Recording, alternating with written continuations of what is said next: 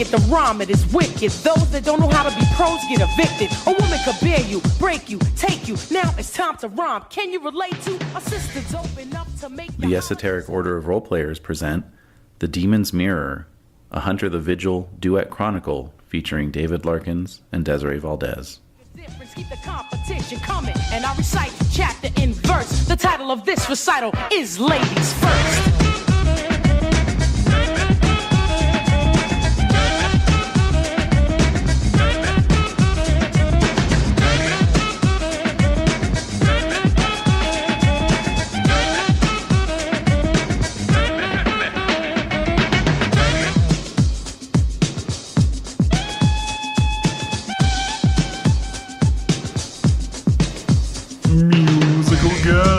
What? Wait, what the?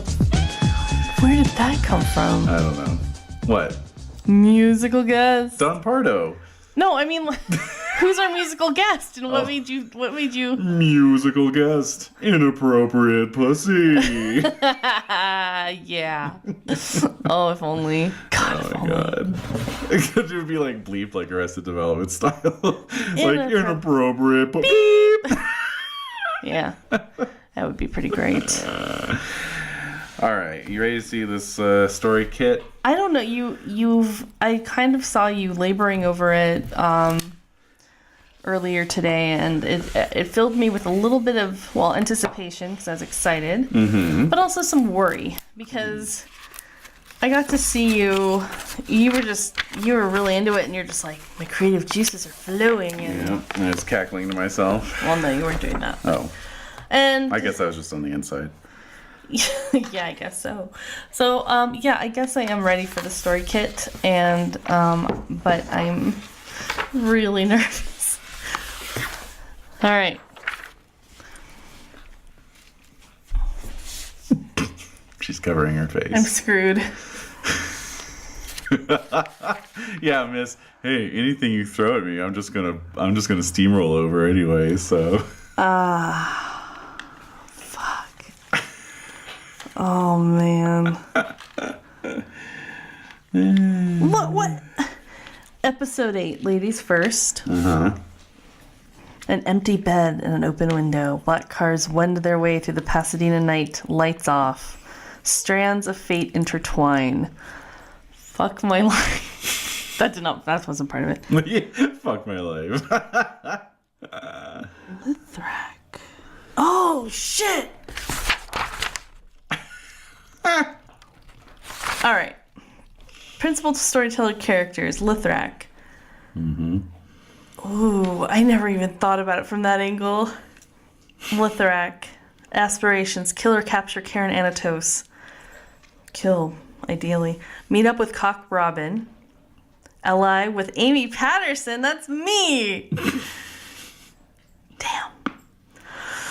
Okay, also we have... Oh... I'm gonna start crying. Mohammed Al-Muthlim. Aspirations, kill Amy Patterson and her family. Wipe out the blood. Destabilize Jeremy McNeil. Motherfucker. Talia Madrid. This looks like a human. Aspirations, go see inappropriate pussy at Gazari's. Break into Cinco Systems mainframe network. Scam a Televit T2500. She's a hacker. She's a computer whiz. I'm a hacker. Oh, no, don't do that, please. Inappropriate pussy. Yes. Book a show at a short-term aspiration. Book a show at a club on Sunset. Long-term aspirations. Root out that dead skin chick in Hollywood. Who that? Who that indeed. Dead skin. Dead skin chick? And then a Crip son. Short-term aspiration. Short-term aspiration. Kill a motherfucking blood. Long-term aspiration. Kill all the motherfucking bloods. All right, that's pretty... They're very straightforward. They are straightforward. Yeah. I was worried there was going to be... I'm worried. I'm disturbed, and I need to figure out my short-term aspirations. Yes, you do. Short-term aspirations for this because we're getting close to the end of this experimental chronicle, We sure are, yes. which is Scaring you? we gotta step our game up here. Okay, What? short term. Step your pussy up. What the fuck? Step your inappropriate pussy up. That's right. Short term. Okay, so short term was. Okay, I'm looking at my clues. Your Blue's Clues. My clues. The last clue I think we determined was going to be. Oh man.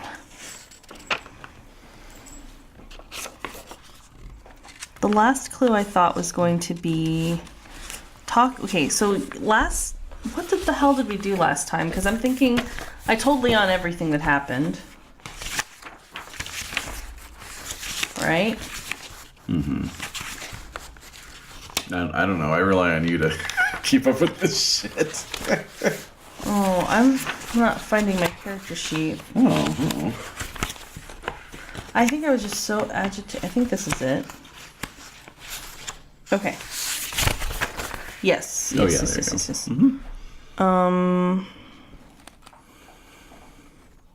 yes. Yeah, okay. So all my willpower is used up. Oh, yeah. I just got back from... Oh, Yeah. well, I don't know where you want to start this. Oh, we're going to pick it up right where we left off. Oh, goddamn. Lithrak. I like that Lithrak only has... I mean, Aaron's not on the red list. I kind of forget that. Mm-hmm. But I think he views, like, as long as Karen's on the red list, I'm in danger. Mm-hmm. Which he is. Yeah. Which is just rightfully so. Right. Short-term aspiration. So I was thinking about this, and one of it was... one of it... I'm really not this dumb, I promise. Yes, you are. Oh, shit. Short term, it was to wait in Ken's room until he comes back. Okay. Okay. Yep.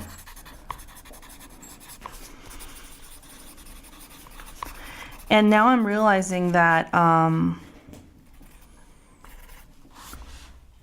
we've talked about this before, and I don't think it's very clear in my mind. Well, two things. One is Karen is very weak right now. Yeah. And I want to go back and finish the job. So Okay. I need, because see, Karen's not on this list. So I need to find and gather other hunters who are, I mean, seeing Leon get completely manipulated really is giving me pause about continuing to align with him. Yeah. Because, yeah, they saved me from that one surfer dude, but it's only because I was, like, not really in my powers. Right. Now that I'm getting more into my powers, I'm like, what kind of fucking operation is this? Yeah. Like, is it even working? Like, what are they doing that's actually, like, effective Yeah. against these bloodsuckers? Yeah. It seems like they're all talk. Yeah. And so I'm a wee bit suspicious. Right. Not like, I'm not suspicious. I'm doubtful of their power. So I need to find something more powerful. I can't be the only one doing this. So I guess another aspiration could be find an ally to destroy. Like, I mean, Karen is up. Oh, no. I'm so sorry. Okay. Backtrack. Okay. Find out more about Health Solutions, like, LLC. Yes, Health Solutions LLC. More about, okay, health. Okay. Okay. And I would say the last one would be to find Aaron. This is what Amy's thinking. Yeah. Yeah. So what's your full list of aspirations then? Full list is short term is wait in Ken's room until he comes back and find out what's going on. Yep. Find out more about Health Solutions LLC. Right. Find Aaron. Yep. Ultimate long term solve Dawn's murder, avenge Dawn's death. Mid range or find out more about Mirror, which I've done, Okay. and pass my classes. Find out more about Mirror. You have done that. So if you achieve a Midterm? aspiration, then you can cross it off and take a beat. Oh, a regular beat? Yeah. Oh, okay. Well, all my beats are filled up, so I get 1 experience point Ding. instantly. Okay. There you go. So, can I fill up my willpower? Even though... Not yet. It's the same night? Yeah, Okay. the same night. So I can cross it out, or Cross what out?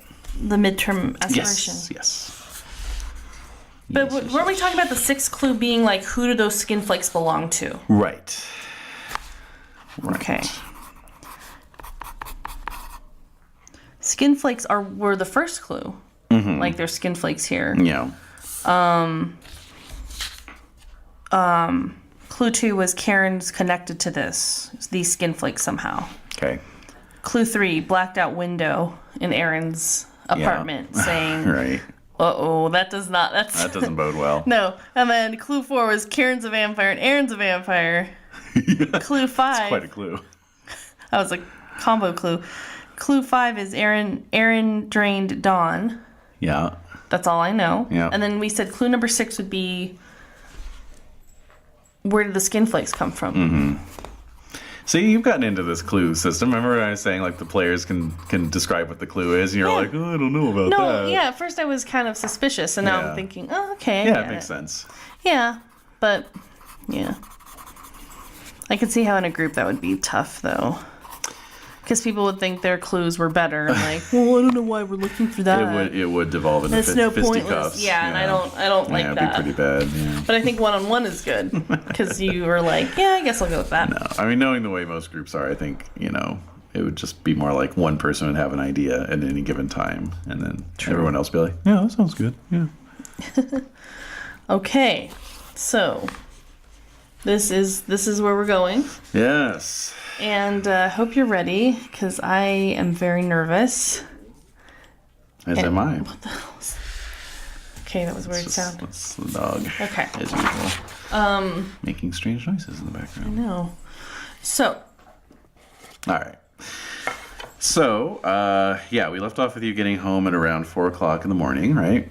Right. And I went to Ken's room. And you found an empty bed, and open window, fluttering curtains. And so you have parked yourself on his bed. The bedside. Mm-hmm. And you're just staring at the window. Mm-hmm. Well, I look out the window. Yeah. Like when I first got in, I just looked out the window like maybe he just left but no. And so I go back to sit on the bed. Okay. So what are you thinking about things? Yeah, I'm thinking about holy shit, like yeah, let's do a little recap by way of Amy's thoughts as she's thinking about things. So there's been a lot that's happened over the past, week. Mm-hmm. What day is it?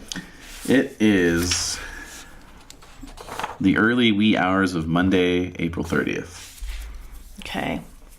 So just a couple days ago was the Karen situation. Yeah. Friday night, Saturday morning. So what day? No, I mean, what's the weekday? Monday. It's Monday. Yeah. Did you say Monday? I did. Okay, sorry, I wasn't listening very well. I'm terrible. Sorry, I was miles away. Terrible listener. So early Monday morning, this is not good. Ken has to go to school. Mm-hmm. Yeah, that's true. Shit. My mom is going to go off. What time is she usually getting people out of bed and rested out? It's usually by 7. Yeah, that's true, yeah. Oh, no. Okay. Yeah. Let's see. Okay, so just a mere hours ago, I had you were down in South Central LA. I was down in South Central LA behind the bar, where Leon was being manipulated by Cassandra Kavanaugh, and I helped Jerry Belvedere and his crew to get into her apartment after I had killed her. I had used my Oni blood to, first I tried to put it on my Boken and stake her, but she had no heart. So that didn't work. And she mind controlled me, which is a way to reduce beats. Remember, if you get under the influence of mind control or something like that, that's a beat reduction. Oh, practical beats. Yeah. Yeah. So anyway. That's true. Anyway, so yeah, and I killed that thing, whatever she was. And I came back here because Ken was acting really weird. And now I'm just waiting for him. Okay. All right. So,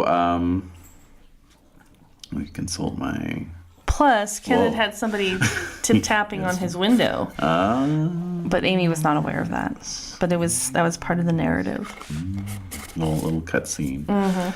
So it's only like 60 degrees outside, even though it's the dead of night. Yeah. No pun intended. That's a warm April morning. Yeah. That's really warm for April. I know. It looks like there was a one-day cold snap just last week, though. The high was only 62. It's weird. Anyway, so yeah, it's it's a cool breeze coming in through the window, but that's fine. And the fog has rolled in off the sea, as it often does here in Pasadena. Marine layer has moved in. So it's just a nice kind of, salty tang to the air. It's very quiet. Eerily quiet. Totally quiet. The whole neighborhood is just dead asleep. So I'm trying to maintain my composure. Yeah. This is worrying me. So I'm going to get into my mirror. Yeah. And I'm going to talk to Baba. All right. Before you do that, let me have you make a wits plus composure roll, please. Yeah, we're just getting right into it here. Good. That's what I came here for. Because if you weren't going to deliver, I was heading out the door. You didn't come here to pretend to go to Zanku Chicken again? I did not come here to go on the 101 to the 134 to the 210. Okay, so what am I doing here? Wits plus composure. Oh. Oh, God. That was bad. Really? I failed. I didn't make anything. Ooh. Do you want to... Oh, no, wait. It has to be a success that you turn in. No, I think it's any roll. If you turn it into a dramatic failure, you get a beat. Sure, I will. I didn't really play that up last time. I didn't do a lot of breaking points or beats. No. So I'm willing to do a dramatic failure. Okay. Yeah. So take a beat for Okay. a dramatic failure. So you are totally lost in the thought. Yeah. So I'm going to need to pull up a floor plan here and think about this. Oh, shit. What do they call the houses in Pasadena? What is that? California Ranch House? I guess. Yeah. Let's see here. Because it's going to be relevant. Okay, we're back. I have found the perfect property for you. Oh, thank you. Cue the House Hunters. House Hunters, theme the music. V-Hill. House Hunters, Chronicles of Darkness. Thank you for that. I would watch that. Oh, I would watch the hell out of that. Are you serious? Yeah. Well, it's just a werewolf couple looking for... I want something like in nature, an open floor plan. Right. Just want something where, now I'm picturing that old Upright Citizens Brigade sketch where it's like the radical architect's office is just in the forest. Yeah. It's like, come on into my office. It's like, it's just, what? just yeah. It's just like a grove of trees. You can see here, Yeah. they're doing all their office work. Yeah. Okay. So, now, retconning a little bit. So, Okay. I had a... Yeah, so we found a really nice house, but it's going to require... The Patterson house. It's going to require a little bit of retconning, just simply because I think we sort of forgot that houses in LA tend not to have two stories, or if they do, it's kind of a abbreviated second story. It's not like a full second story. So in this case, we found this really nice house. I'm going to post pictures of it. Let me write a note to myself. Okay. Because you didn't do... we are really remiss in creating the Silver Lake Haven, like Aaron's house. I know. You sent me the link. I was supposed to do things, but... Oh, you were... hey! Yeah, it's your fault. So anyway, Amy's home. So we found this really nice house, and it's primarily... Like if you were to look at the house from the outside, it's primarily ground floor house, but it has this little kind of secondary upper floor. And then when we looked at the floor plan, which is very nicely provided on the website here, there's actually a basement, which is super rare. Yeah, although that's very rare. Now that I'm thinking about it, I think that's more common in the Pasadena area because you remember certain people had a house thing that they were going to buy. I'm not going to get into it. Okay. But there was a daylight basement that another person was going to live in. You don't remember any of that? No. No. Okay. Anyway, that was in Pasadena, and that was a daylight basement situation as well. Okay. You know. I'm going to believe you on that. I'm sure this is a past conversation, and you don't want to announce it to the world. Well, it doesn't matter. I mean, it was 15 years ago, but anyway, I just don't want to, rehash it. Talk about a bunch of people nobody knows. So anyway, okay. So this has a downstairs daylight basement, right? That has like its own kind of suite, basically. Yeah, it has a rec room attached and to then it. a rec room. It has a bathroom, laundry room. Everything is in your own thing.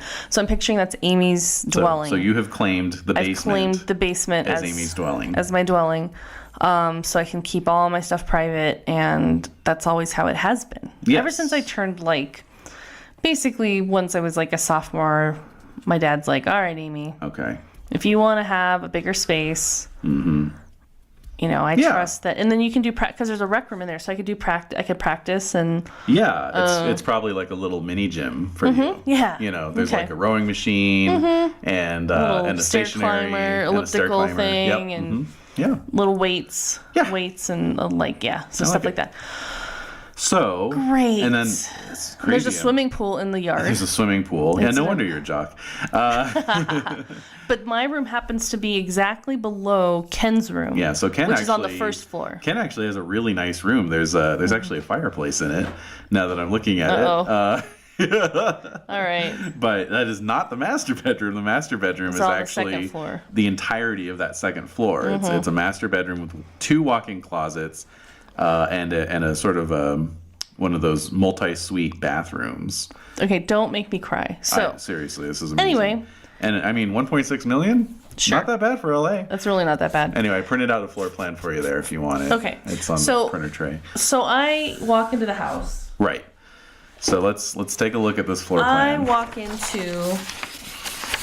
walk into the house up the stairs to the main area entryway. Right. So there's kind of a broad entry stairway. Looks God, this is a really beautiful house. And so then there's about halls. 8 or 9 steps up into the entryway.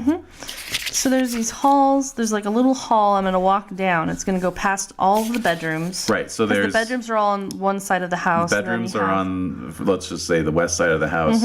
And so there's a street side bedroom that is sort of the guest room. Then there's Baba's old room, which no one's kind of figured out what to do with that yet. So it's mostly just her old stuff. And then there's your dad's kind of like home office, converted bedroom. And then there's some bathrooms, closets, and then the bedroom furthest toward the back. Yeah. Toward the back, which is adjacent to a spiral staircase that goes down to the basement. That is a spiral staircase that goes down to the basement, yes. But that's Ken's room. That's Ken's room, yeah. And so as you can see, he has his own fireplace. He does. So I'm going to walk into the house. Yeah. I don't hear anything. Right. I'm going to walk down the hall toward Ken's room, and that's when I notice the window's open. Yeah. And the curtains are fluttering. Yep. He's not in his bed. And I'm going to sit there and wait. Okay. Until he comes back. So one thing this floor plan lacks is a good idea of the windows on this thing. So I'm just going to take a quick look at the photographs here. No, that's surprising. It just has the doors. Yeah. Unless there's a lot of light in this house, so there must be... I'm thinking there's a lot of windows. There must be some windows in here. That's the dining room. All right, so... Oh, man. Okay. Yeah. Sorry. It's a nice kitchen, too. Oh, it's got skylights. Ooh. Anyway. Moving on. That's like when you're watching Never Too Young to Die, and Vanity walks out in this, like, thong bikini, and I turn to Jen and I go, I know I must be getting fucking old, because I wasn't looking at her, I was looking at the deck. Going, my God. That's a really nice deck.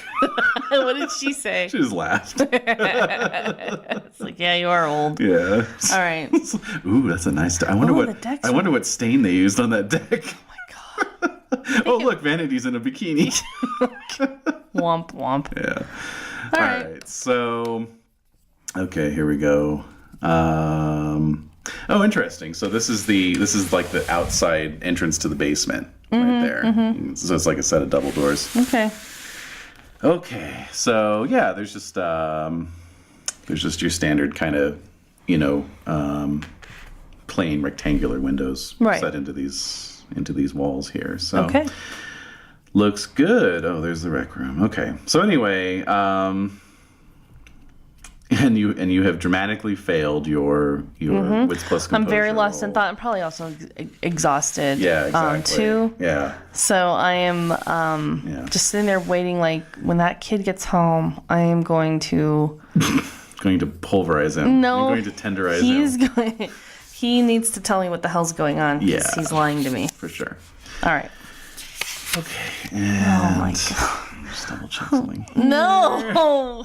Jesus. Stop checking things. I'm trying to humor you and being like, yeah, going along with like, okay, yeah, let's talk about the house. And then now I'm like, ah. I feel like I'm just torturing you, actually. seems like a little mean. All right, so you are Lost in thought. You're lost in thought, staring out the back window of Ken's room, Yeah. which looks out onto the backyard. your backyard. Exactly. So you can hear the sound of the pool filter pump But you said going. it's very quiet. Yeah, so that's like the only thing you hear is the sort of quiet whir of the Yeah. pool filter.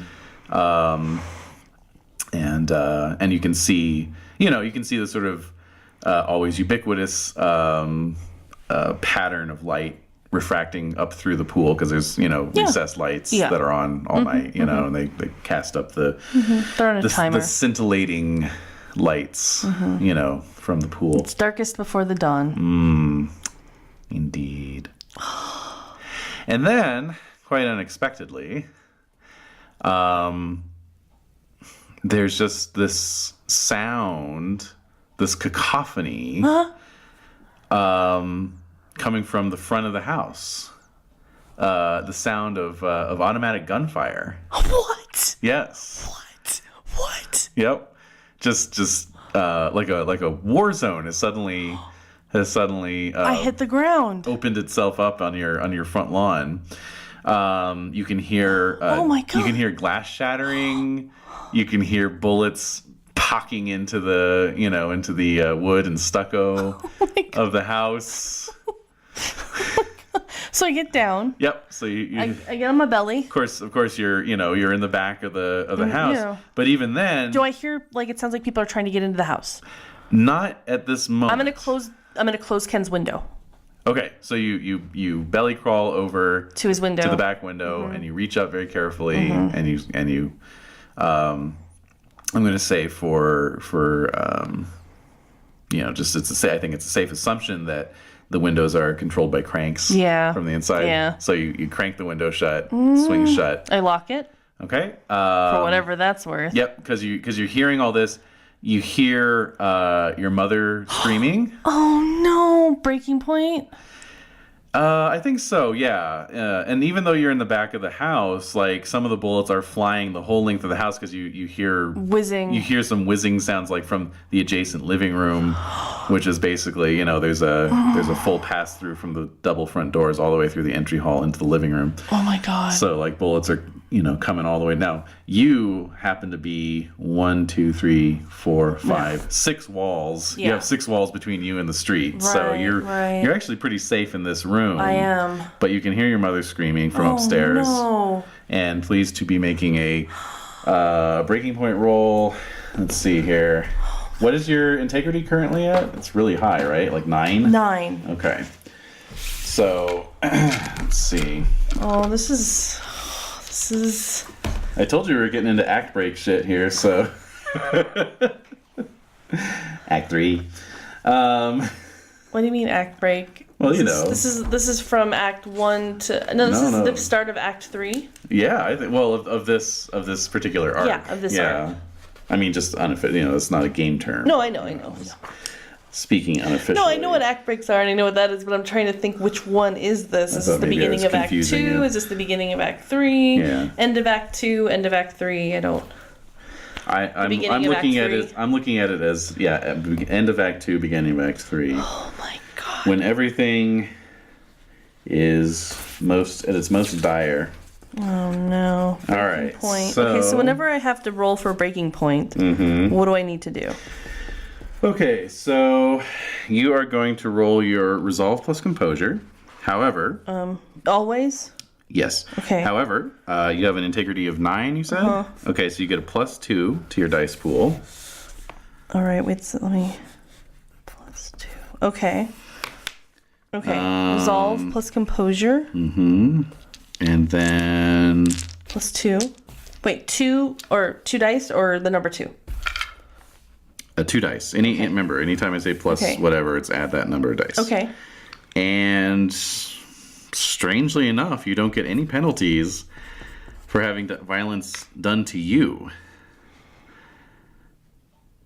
So... What does that mean? Well, it's like, for example, if you were to witness the supernatural, you'd have a penalty. If you were witnessing an accidental death or murder, you would have a penalty. If you were committing a murder or killing in self-defense, you would have a penalty. If you were to cause a serious injury to someone, you would have a penalty. I don't think we've been really doing these very well. Really? I think we have. Because I've been like injuring Karen, and I killed Cassandra. Killing in self-defense. Oh, that's true, actually. Although, is it really killing?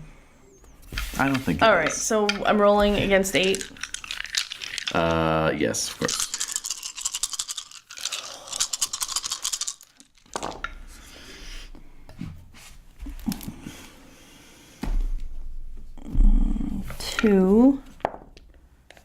Two.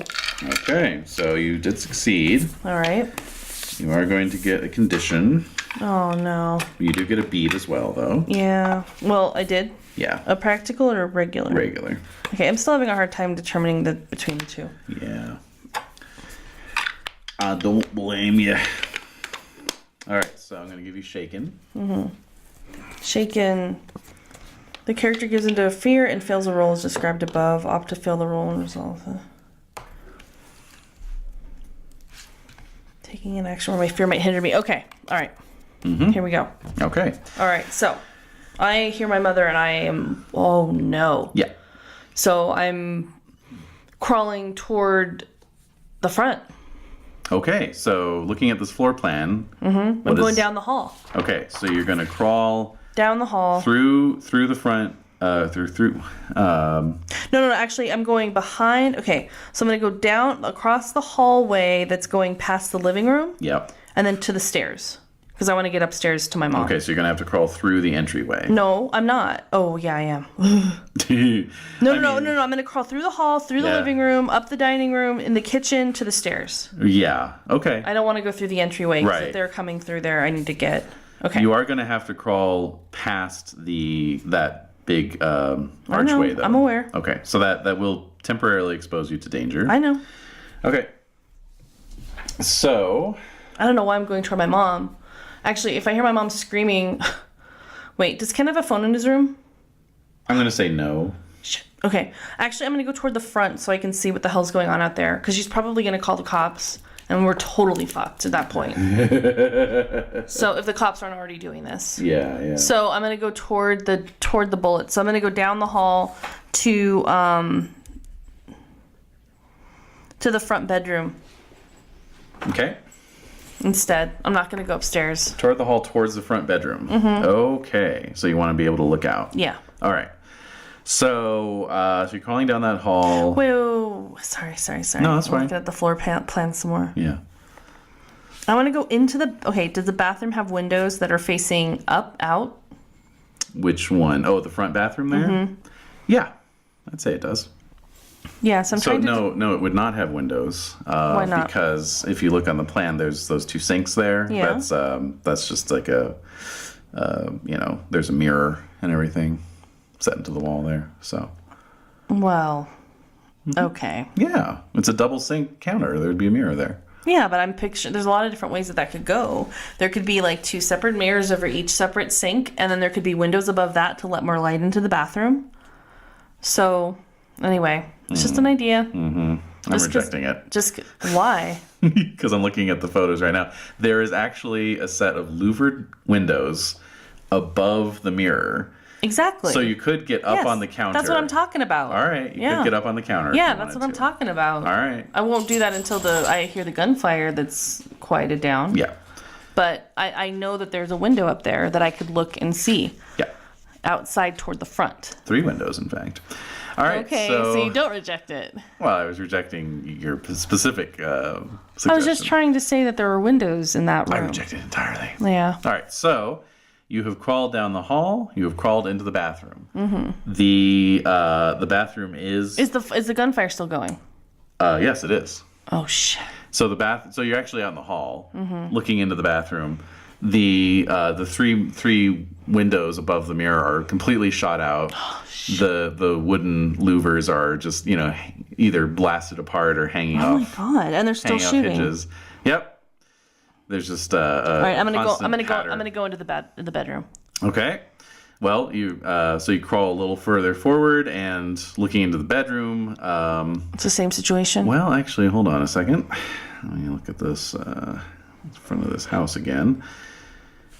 Okay, so actually, that bedroom does not have any windows facing the street. Okay. Okay.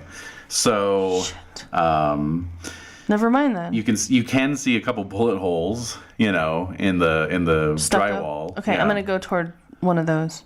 Okay. Oh. They're not gonna reshoot over the same spot where they shot necessarily. Most likely not. No. So I'm gonna see if I can look out one of the bullet holes. Okay. The gunfire does seem to be sort of tapering off at this point. It's been a good solid minute of gunfire. Christ.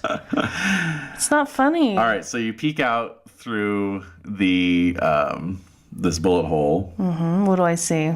Well, of course, you have a very narrow field of vision. Yeah. But, you're sort of like bobbing your head and, trying to get in a good view. Are there lights? Are there, what is that? All you can see are two black cars parked out on the curb, and there are like a half a dozen guys positioned behind the cars in sort of tactical stance. And you hear the sound of clips of magazines being taken out and rammed home. Okay. A couple guys like squeezing off some short bursts. I'm gonna run. Oh god. Oh my god. Can I get to my roof? Can you get to the roof? Let's see here. Because if I hear them doing that, I want to run toward the stairs. I want to run upstairs, go all the way to the top, and there has to be some type of opening that could let me into the attic, and then there has to be little vents or windows up on the roof. Yeah. So I'm gonna do that. Okay. Well, it's a pitched roof, but it's at a very steep angle. Yeah, but there's gonna be an attic space. I know it will be. Well, I know what I'm saying is that there aren't any windows up there. There's a vent. There should be a vent. There is a vent. That's what I'm talking about. Okay. Not windows. Okay. Vent. Okay. So there's a vent up there. All right. So I'm gonna run as fast as I can upstairs. Okay. Past my screaming parents, up into the attic. All right. Let me have you make a dexterity plus athletics roll just to see how effectively you sprint. That's fine. Dramatic failure. Oh, my ankle. Oh. Damn me for doing this. Like, my willpower is so jacked right now. 2 successes. The chips are down. 2 successes. All right. So you sprint out of the bedroom, down the hall, into the entryway, across the entryway. You can still hear, and I'm gonna. What? There's a type of roll. Yeah. Where it's like even if you don't have any dice in your pool, you can still roll a die, and if you roll a 10, it's a success, right? So basically, because of all the cover, bonuses you'd be getting, their dice pool would be reduced to 0 right now. But I'm just gonna roll this anyway. I rolled a 2, so you're okay. Okay. Yes. Am I up in the bedroom? Right. So yeah, you can still hear your mother. Now the screams are piercing because the gunfire has died down. So it's no longer, her screams are no longer competing with the sound of gunfire and bullet impacts. Okay. I'm gonna go into the bedroom. And you hear your father's voice. He's like, Amy, Ken, where are you? Okay, so I'm upstairs already. And so you're vaulting up. This is what you're hearing vaulting up the as stairs. You're running across the entryway. Yeah. You grab the banister and swing yourself around and go vaulting up the stairs. Yeah. hang the 90-degree turn and vault up the remainder of the stairway. You see both your parents on the floor of their bedroom. Okay. And so I see them, and I say, "Stay down! Just stay down! What's happening? Shush! Just be quiet! Just be quiet! Just be quiet!" So as I'm saying that, and I'm running up to the inside of one of their closets, which I know is a way to get into the attic. Sure. Okay. Just 1 second, though. Oh.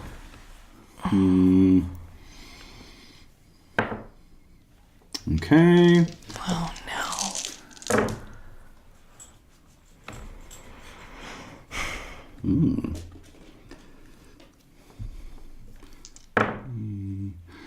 Okay. All right. So you just stay down. Just get under the bed. You run into the closet. There's sort of a recessed board in the ceiling. You push. I climb up on the shelves and I push it up. Push it out of the way. All right. All right. And so you're up in this attic, dank crawl space. And I'm gonna go toward the vent. And I'm gonna go toward that vent. Okay. Okay. So there's you can hear the vent rotating. No. There's just it's just little slats. It's a metal. Oh, I was picturing one of those chef's hat vents. No. Okay. There's probably some on the roof, but there's also just a vent. Oh, a vent in the wall. In the wall that would look like a window, but not really. Gotcha. Yep. You're quite right. Okay. All right, so you're peeking out through the slats. I'm looking down, and so I see the two cars. You see the two cars. You see these half dozen or so gentlemen sort of fanning out from behind the cars. They've all got their weapons. They look like a combination of Uzis and MP whatevers. Anyway, so they're fanning out and they're walking towards the house. Can I bring my blood? Yes. Okay. Wait, can you? Or do you need to spend willpower? I have 1 willpower left. You have 1 willpower left. Oh, okay. Let me just double check this here, unless you happen to have that sheet I gave you. What sheet? With all your power descriptions on it. I think it's actually next door. I don't have it here with me. Yeah, that's all right. I'll grab that. Where is it? I don't even know where it is next door. I'm not entirely sure myself. Anyway, that's okay. I'll pull it up here. Anyway, but I was going to say that as these guys are fanning out, you see the door open on one of these cars, and the guys as they're walking towards the house, your street is kind of dark. Because there's not a lot of street lights in this part of town. So, but as they're walking towards the house, there's driveway lights and other sort of ambient light sources from your own property, and so you can see that these guys, they look like kind of stereotypical gangbanger types, and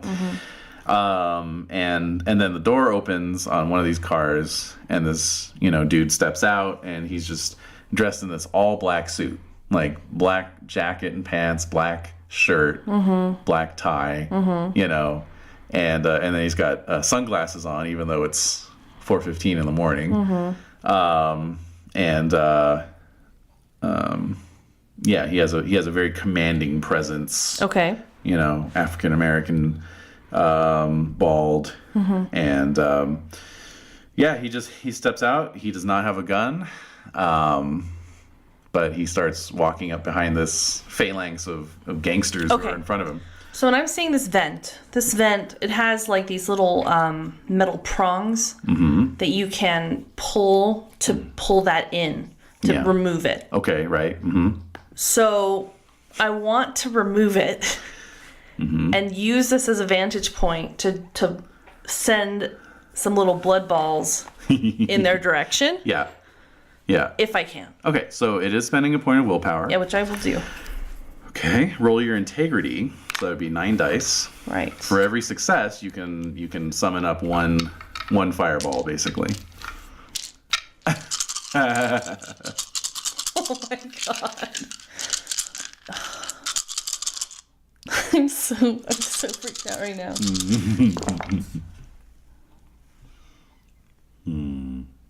2. 2. Yikes. I'm rolling really shit today. Oh, man. This isn't good. Was that last week that you were rolling really well? I was rolling amazing. Oh, yeah, because you took Cassandra out in like 2 rounds. Yeah, I did. So 2. Okay. But this is just this round. And I used the willpower, and I have no more willpower. No, this is you can summon up 2. You can throw 1 this round and then 1 the next round, basically. Okay, so I'm going to throw 1 down. Okay. So it's a dexterity plus athletics roll. Okay. What are you targeting? The main guy. The main guy. Okay, so he's at about medium range. Yeah. So that's a -1 to your pool. Okay, so you said it was dexterity plus I lost the dice here. That's fine. Oh, you're gonna look for it. Yeah. Okay. I am. Hold on. Go on. Okay, so that was dex. Dex plus athletics -1 for the range. Wait. Dex plus athletics. Right? Yep. -1 for the range. Yep. That's it? That appears to be it. There's nothing I can add to it? No, because you don't have any willpower to spend, so... Yeah. Yeah, thanks, jerk. Yeah. I called you a jerk. Well, I called myself a jerk. You just agreed. 2. Okay. Fine. 2 successes. And what is your endowment rating? Is it a 3? 3. All right, so that's 4 points of damage. All right. So I aim it toward the main leader. You aim it towards the badass looking guy. Yeah. All right. Fucking sniper nest up here. Well, then I have to get down. Like the second I throw it, then I'm just flat on the ground. Yep. All right, because they are going to. Yeah. They are going to return fire for sure. Let's see. Oh my god. All right, so This is crazy because you made Muhammad's main aspiration to kill Amy and her family. Yeah. And I have 0 willpower to fight back. Yes, that's right. Go on. Okay. I just want to make that abundantly clear that that's how you design this. Well, I honestly didn't know what your willpower was. But... Yes, you did. No, I didn't. You had to have known. I didn't know. All right. But I know there was no way you knew, but god damn. Well. I mean, you want to end the chronicle right now, is what I'm assuming. No. This is what it feels like. No, I want this to go all the way. I want you to have a confrontation with Karen and all that good stuff. I definitely want to see it play out. But to be perfectly frank, you've been kicking some vampire ass the last couple sessions, so I felt like I really needed to remind me where my place was. That's right. You forget your place, madam. Oh, I feel nauseous. All right. Excellent. Well, hopefully Lithrak knows that the Crips are busy with this shit, and he's over at Karen's, getting rid of her. I'm just going to have something happen off screen, and they'll be like, oh yeah, Karen's dead. I want you to see Karen. I want you to confront Karen. Oh, no, Karen's dead. Actually, she died. No. Sorry about that. She died. All right, so... Oh my god. Sorry, Oh my god. The one thing I always forget to do is figure out these guys' damage ratings. Yeah, that's... ahead of time. Which, I mean, I kind of like the variable damage ratings. I think that's kind of cool. That's really great. But on the other hand, unlike Old World of Darkness, where it's just everyone has the same boxes, so it's just like, oh yeah, well, he took four boxes of damage, so there you go. This one, it's like, oh, wait, how many boxes of damage does he have? So, yeah, that's real. there's pros and cons. Oh my god, you're driving me up a wall right now. just like everything in life. There's. Hey, did I tell you that story about? All right, so I've calculated Muhammad's health boxes, and I am marking the time. All right. So thank you. Now, obviously, your little fireball snipe brings retaliation. I know. Okay. So I gotta fight back though. Oh yeah. It's the only thing I have. I don't have weapons like that. Don't let anybody push you around. No. Yeah. So Anyway, so I'm going to make some rolls here. Okay. And so basically, you would have a -3 cover modifier because you are very well concealed. However, they're firing full bursts, so that gives them a +3, so it kind of cancels out. However, we're going to subtract the durability of the wood that you're hiding behind from any damage they do. Okay. Okay, so... all right, so let's see here. All right. Oh my goodness. Here we go. Oh my god. Just going to put up some music here. What is while this? I roll this up. No. All right, No, so- no. I'm not gonna relax. This is not gonna get me.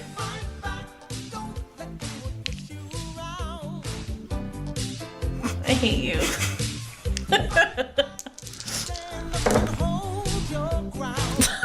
This is horrible. You're like, she's dead and her whole family's dead. And I'm like, thanks for this chronicle.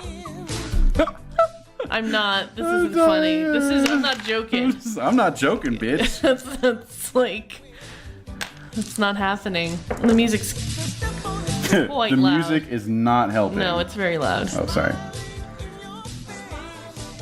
All right. Oh, god damn.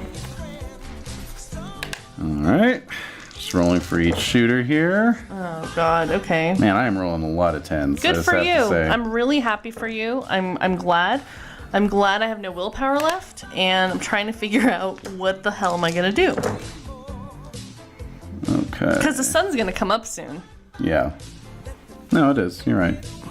But the Crypt Sons are ghouls, so, and I know this, so. True. You do know what ghouls are, so no doubt about that. All right. So is this good combat music? Is this adding No. to the, no. Okay. I'll turn it down. But I understand what you're trying to do. I'm just very serious. You know I get serious. Oh, I know you get serious. And this is deadly serious right now. Yes, it and is. You're quite right. The book flipping is just making me nervous, and usually I love music in our games, but right now I'm just like, could you not? Could you not with the thing? All right, so let's see here. I've got their successes noted, and okay, so I have determined the damage. All right, and let's see here. So what I'm gonna do is, because they're firing blind, I'm now going to roll some dice. Oh my god. Oh my god. Okay. So, yeah. Okay. All right. So the crawl space is quickly filled with a hail of bullets as they just basically light it up. You are. But I threw down the fireball. What the hell happened from that? Well, you said you threw the fireball and then ducked, right? Yeah. So you saw that you hit him. I hit him? Yeah, you did. I hit him? Oh, you hit him. I Oh, didn't yeah. know this. Oh, I'm sorry. I said you did 4 points of damage.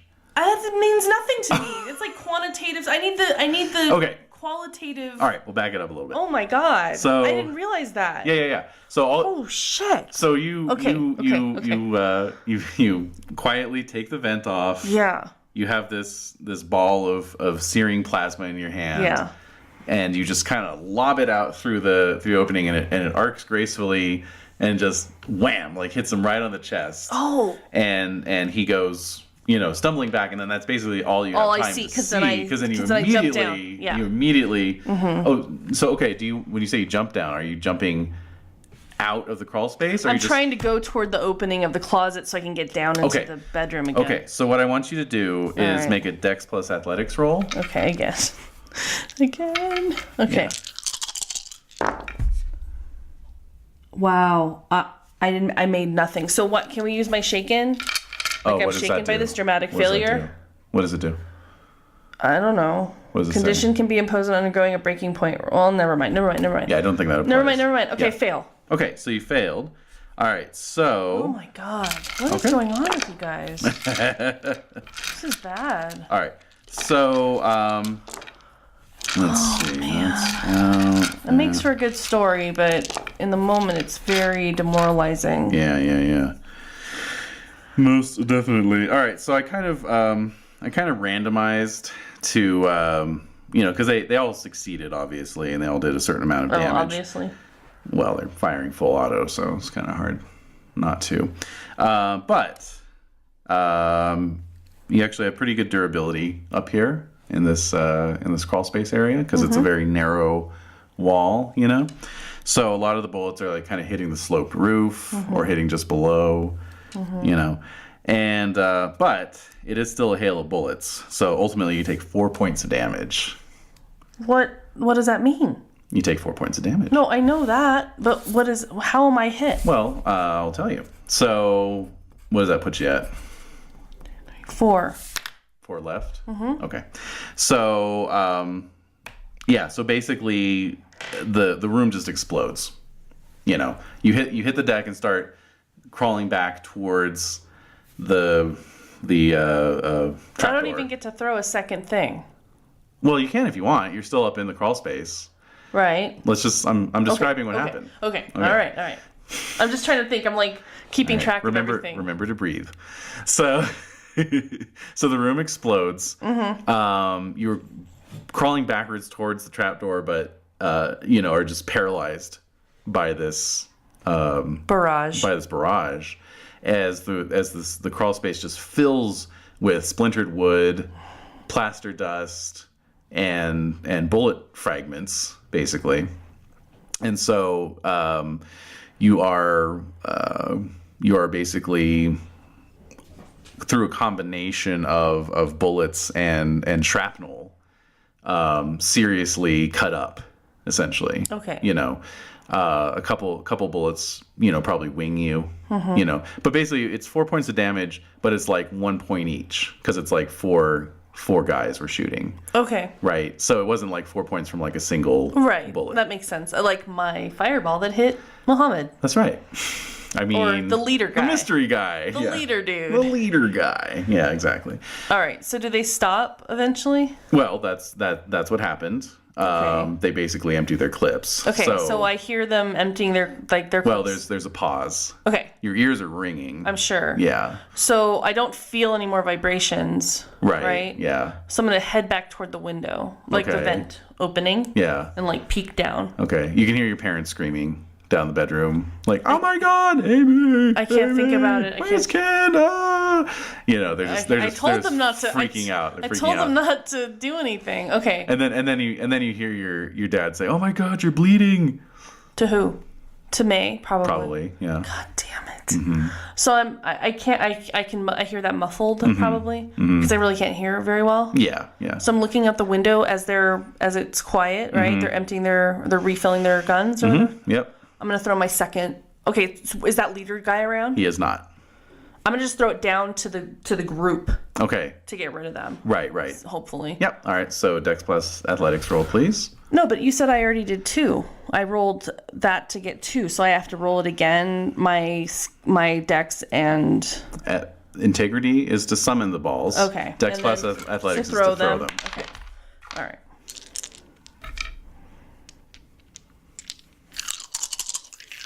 Oh, -1 for the range. Sorry. 1. Okay. God damn. All right. So you lob the ball and see that it kind of they all sort of duck and weave out of the way, and it sort of glances onto one of them, like kind of hits him on the shoulder in a glancing blow. Now what? I'm gonna run back downstairs. Okay. All right. So you I'm injured. Yeah, you crab crawl your way back to the trapdoor and drop down. You hear down below the sound of the 2 doubled front doors of your house. Oh my God. Breaking open.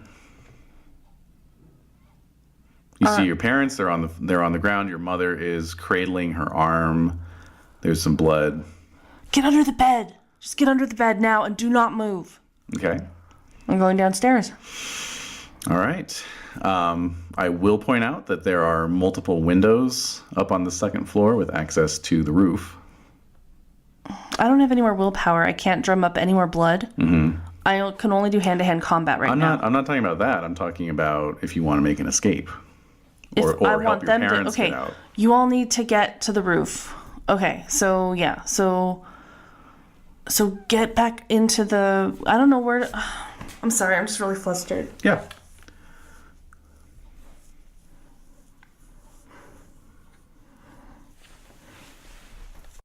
What is your virtue?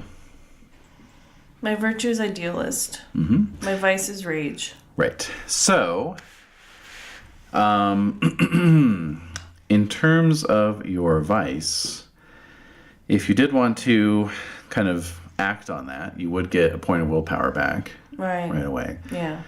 The other way to look at it is not all fights are winnable. No, I know. I'm just trying to... I don't understand logistically how they could even get on the roof from their room. Okay, so basically what you've got is it's a second floor that's sort of set into the center of the house.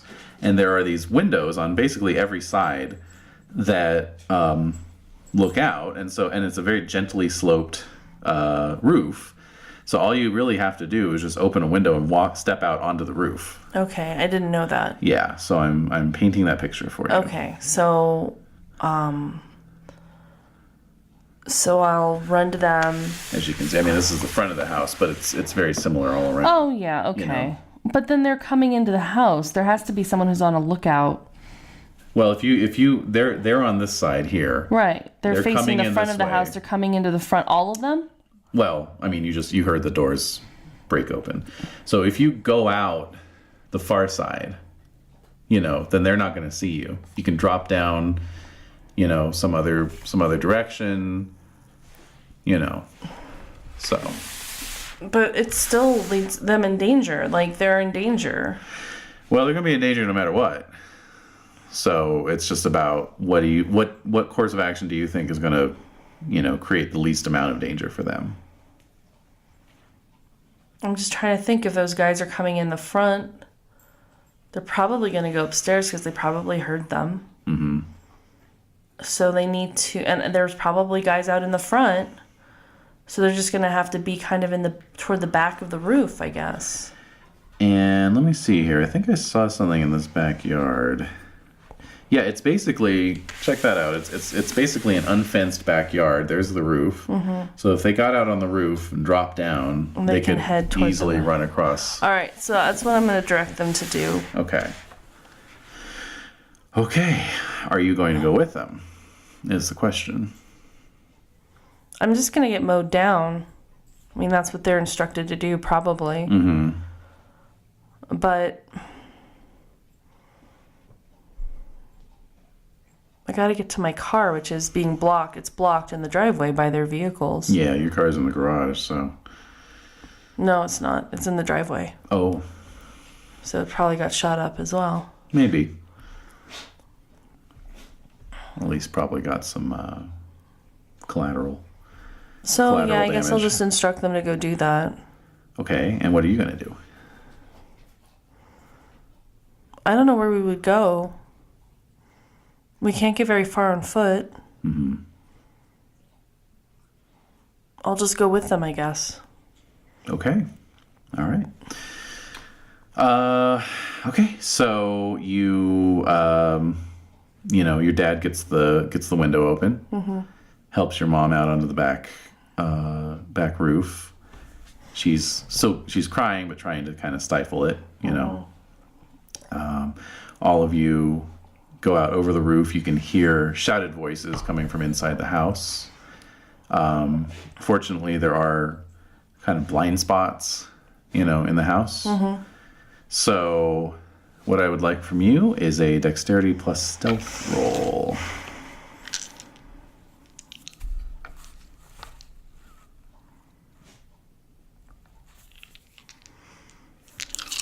I can move quietly. Mm-hmm. Wow. 1. Okay. Oh, God. Alrighty. Let me see here. What did I have? Yeah. Okay. Ephemeral. Okay. All right. So you make your way across the roof, and then one at a time. Basically, your dad goes first, and then you help get your mom down. He's kind of lifting his arms, and you're lowering her, and then you go down. You hear more shouts from inside.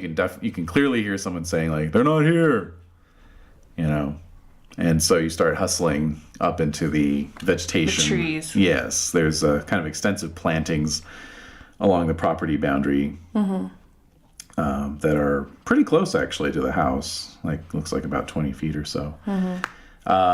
So you hustle up into those trees, and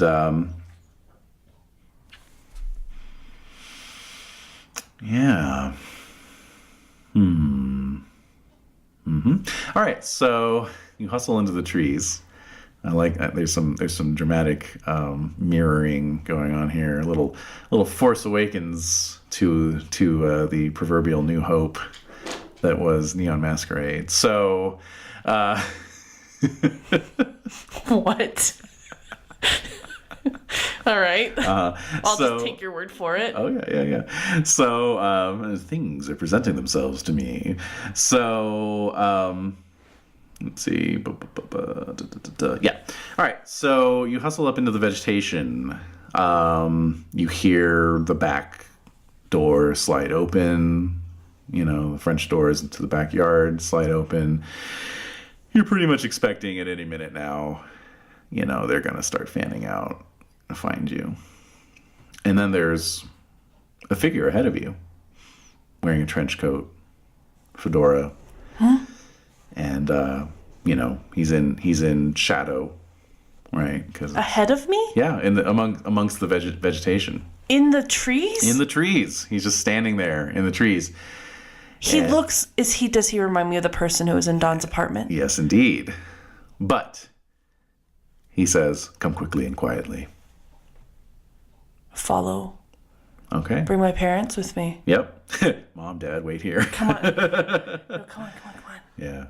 He moves with preternatural silence, quietude, as he picks his way amongst the trees. And How are we even able to do that? well, yeah, you're not so much, but you know, it's not like you guys are making too much noise, you know. But you just note that, you know, although you guys are like brushing branches aside or just the sound of your feet on the pine needles, you know, muffled as it is still somewhat audible. He's like not making any noise whatsoever. Okay. So it's a slight slope leading up to the neighbor's adjacent property, but he stops before he gets there, and there's like a culvert, you know, for rainwater runoff and stuff, and he just says, "Get down in here." And you can see, you know, you're kind of up close. He's got kind of a square jaw, you know, high cheekbones and penetrating eyes. But he looks alive enough, you know. Weird. Yeah. Okay, so I instruct them to like get down here. Yeah. So we all go down there. You all Crouching down. crouch down at the culvert, you know. And then he turns around and disappears back into the dark. You know. The fuck was that? All right. So we're down there. Waiting. So some time passes. Like The sun. What? 5 minutes. Oh.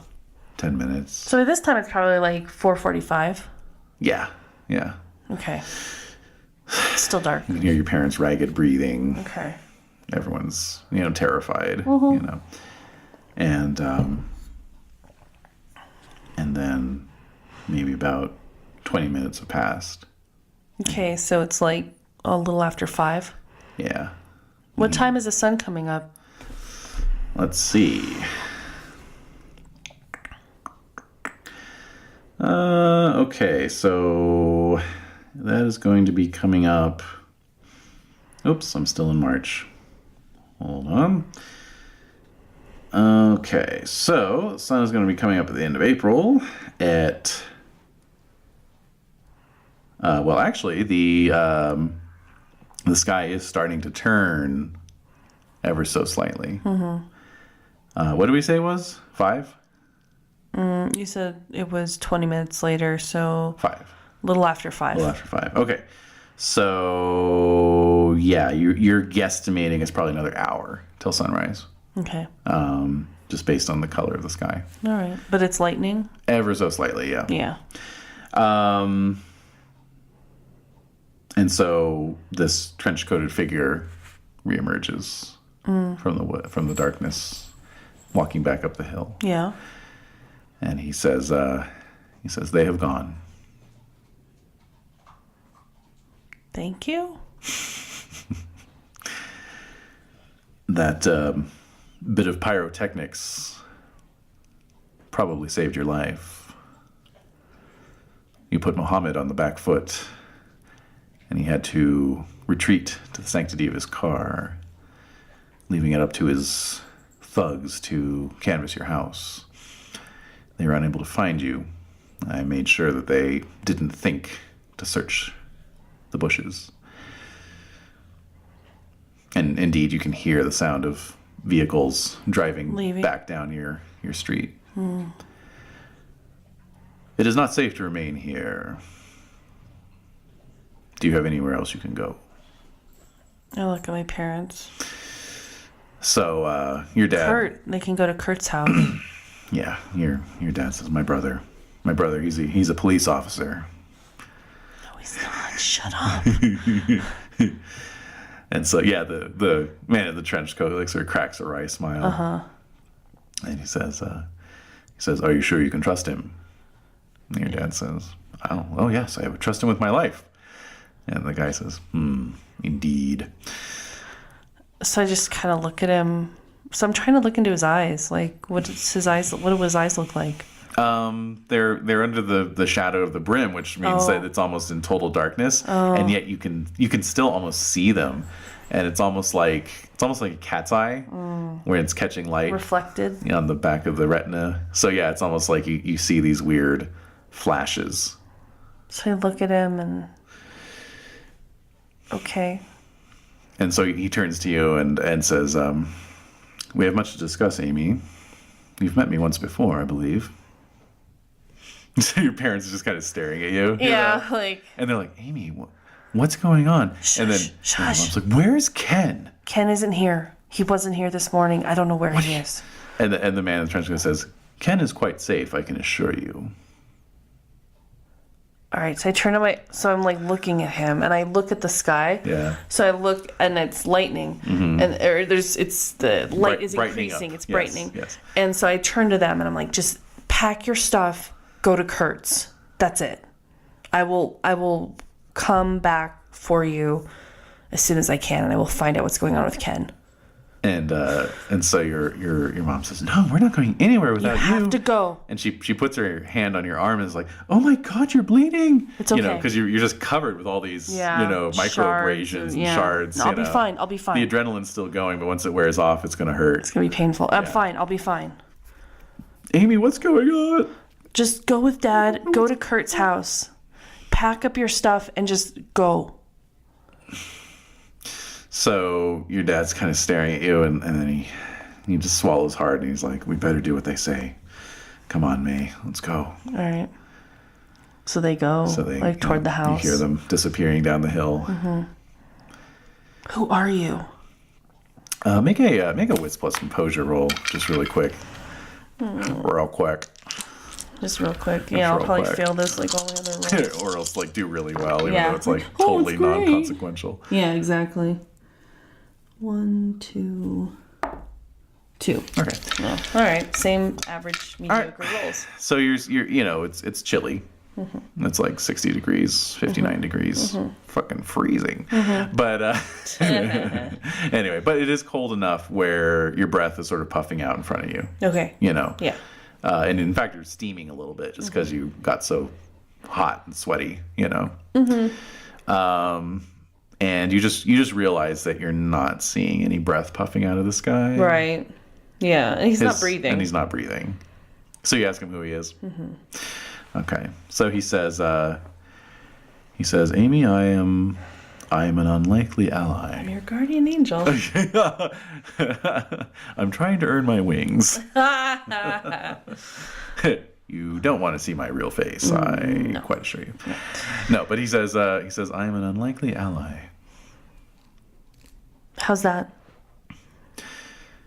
Well, you and I have similar goals that we are trying to meet, similar ends, and your exploits have not gone unnoticed amidst certain communities here in the greater Los Angeles metropolitan area.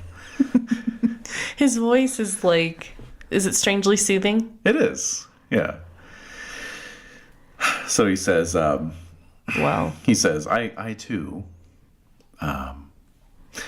wish to see Karen Anatos neutralized. So as soon as I hear that, I'm like, I'm on your side, buddy. We're doing this. Like an A-team.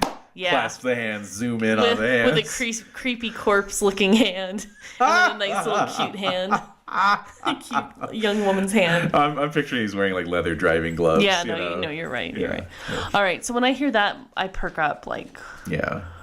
Okay, so how can I contact you? Because I'm obviously not in a good state. I need to get everything settled here. Quite so. Please take the day to rest up. And tomorrow evening if you need to as well. And so he reaches in one of his front lapel pockets, and extracts a card and takes out a very nice ballpoint pen and scribbles something on the back of it. Okay, hands it to you. All right. This is where I'm staying. Okay. Just give me a call when you're ready to take this to the next level. Well, Karen's already... Ask for Mr. Frederick. Mr. Frederick? Yes. Well, Karen's already damaged.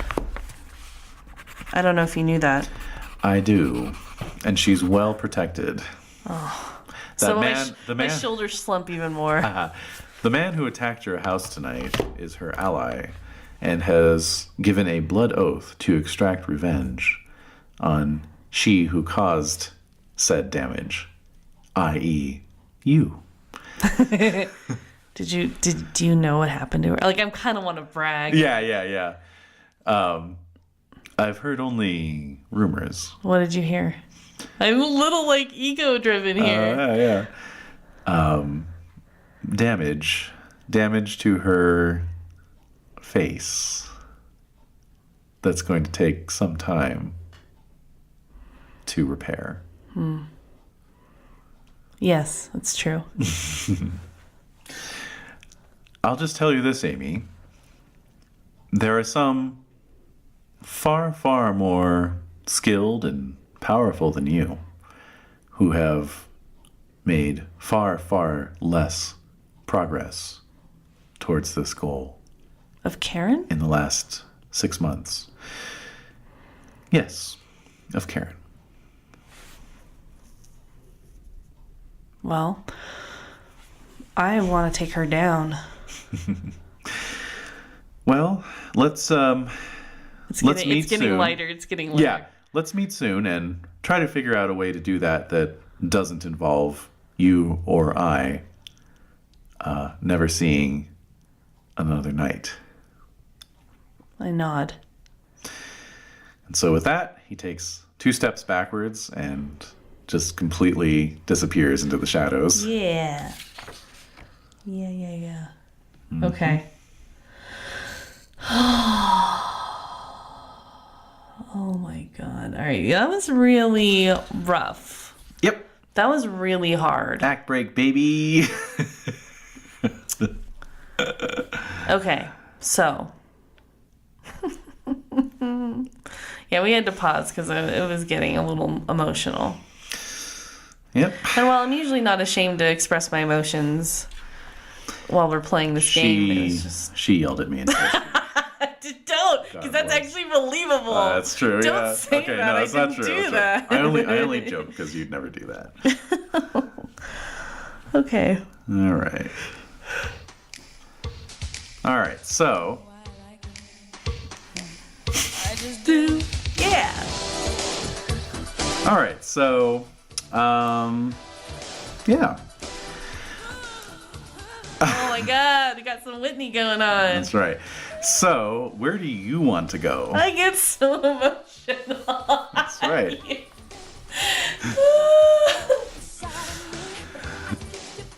So, where do you want to go? Okay. You obviously you're not quite as apt to trust Uncle Kurt. Well, no, we're not. All right, so we have booted the dog. Where's my Whitney? Where's your Whitney? Oh, Whitney. Bring back Whitney. All right. Bring back Whitney. Oh, God. There she is. Okay. No, it's like, I know this is a horror game. Yeah.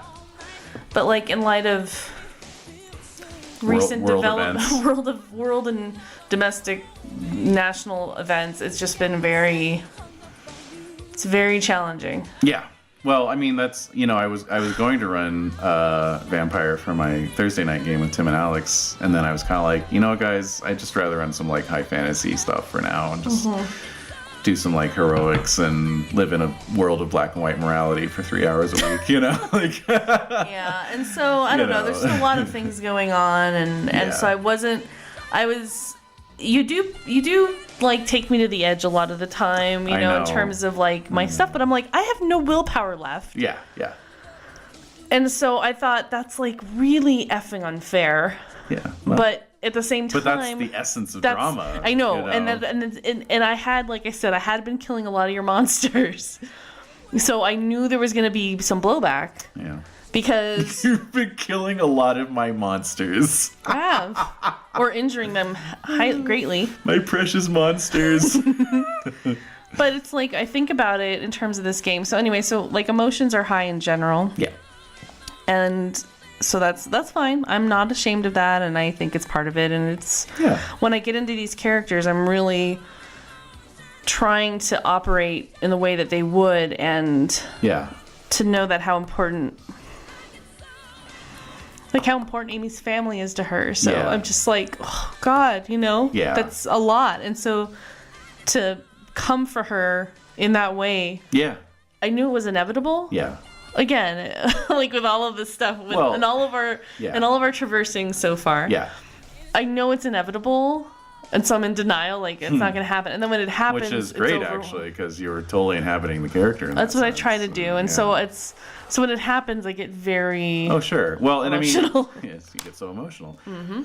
I mean, honestly, like the sort of central theme of like say a vampire, like all these games have different central themes, and so the central theme of a vampire game is like, what are you willing to do to kind of combat the inner beast and try and maintain your humanity, right? The central theme of like a hunter chronicle is, what are you willing to sacrifice? That's exactly. To counteract this greater evil. Yeah. And so it's always gonna affect your family and your loved ones, right. As well as your, it's like, it's not a battle you're just fighting on your own. It has collateral effects on other people. Yeah. Absolutely. And I mean, before we started recording, or maybe we said it earlier, it's just like all these decisions that Erin made. Yes. This is all because of Erin. Yeah. Right. This is all because of Erin. This ripple effect. Her family getting fucking shot up. Is because of Erin. Yep. And that stupid decision to go to that stupid Mr. Splack show with Derek. Because he was bored one night. Yeah. And so you think about these decisions that people make, and when you think about things in a larger political sense and the decisions that are made, and it's just like, oh my God. Yeah. And the reasons people do things. Decisions have consequences. Which I'm sure we all realize that. Some of us do, at least. Well, there are pros and there are cons to everything, as I was saying earlier. So anyway, so coming after Amy's family, like, I knew that was going to happen. Yeah. Now, I'm very nervous about this alliance. Yeah. But at this point, Amy needs the big guns. Yeah. Because it's getting to that point where she doesn't have like guns and stuff like that. That's not how she's choosing to operate, and these people are. Yeah. She did some damage to this Mohammed character. Whoever that may be. Whoever that is, which is good. Yeah. Because it's like, I'm not to be flexed with. And again, I'm going to push back at the song that you were playing when I was like deadly serious.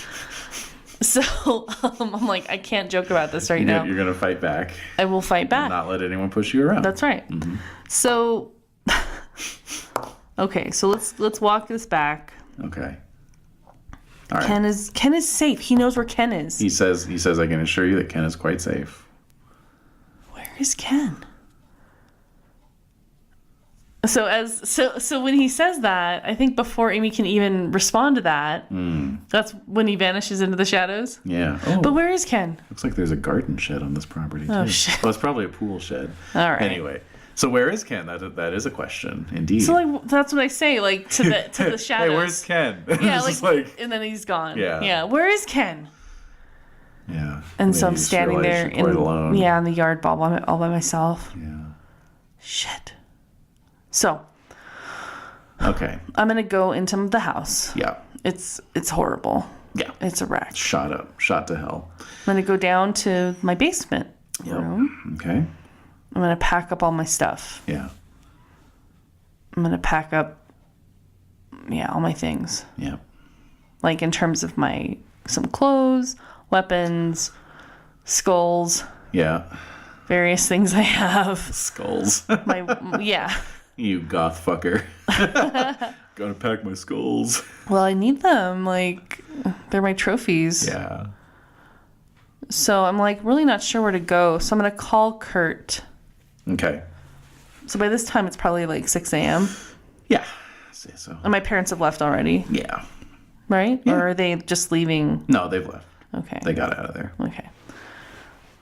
So then maybe it's a little later then. Like 7. No, 6. No, I'd say 6. All right, so I'm going to call Kurt's.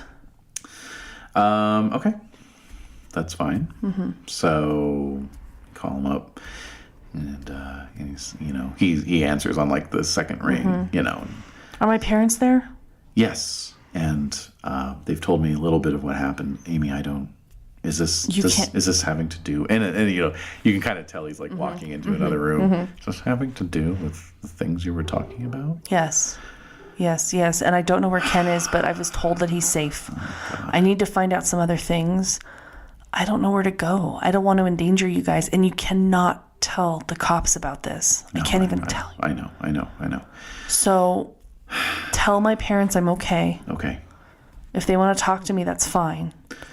But I'm going to need to go I'm actually going to be in Little Tokyo. Okay. I'm going to be with Mrs. I have her name here somewhere. Yep. Start with an O. I remember that much.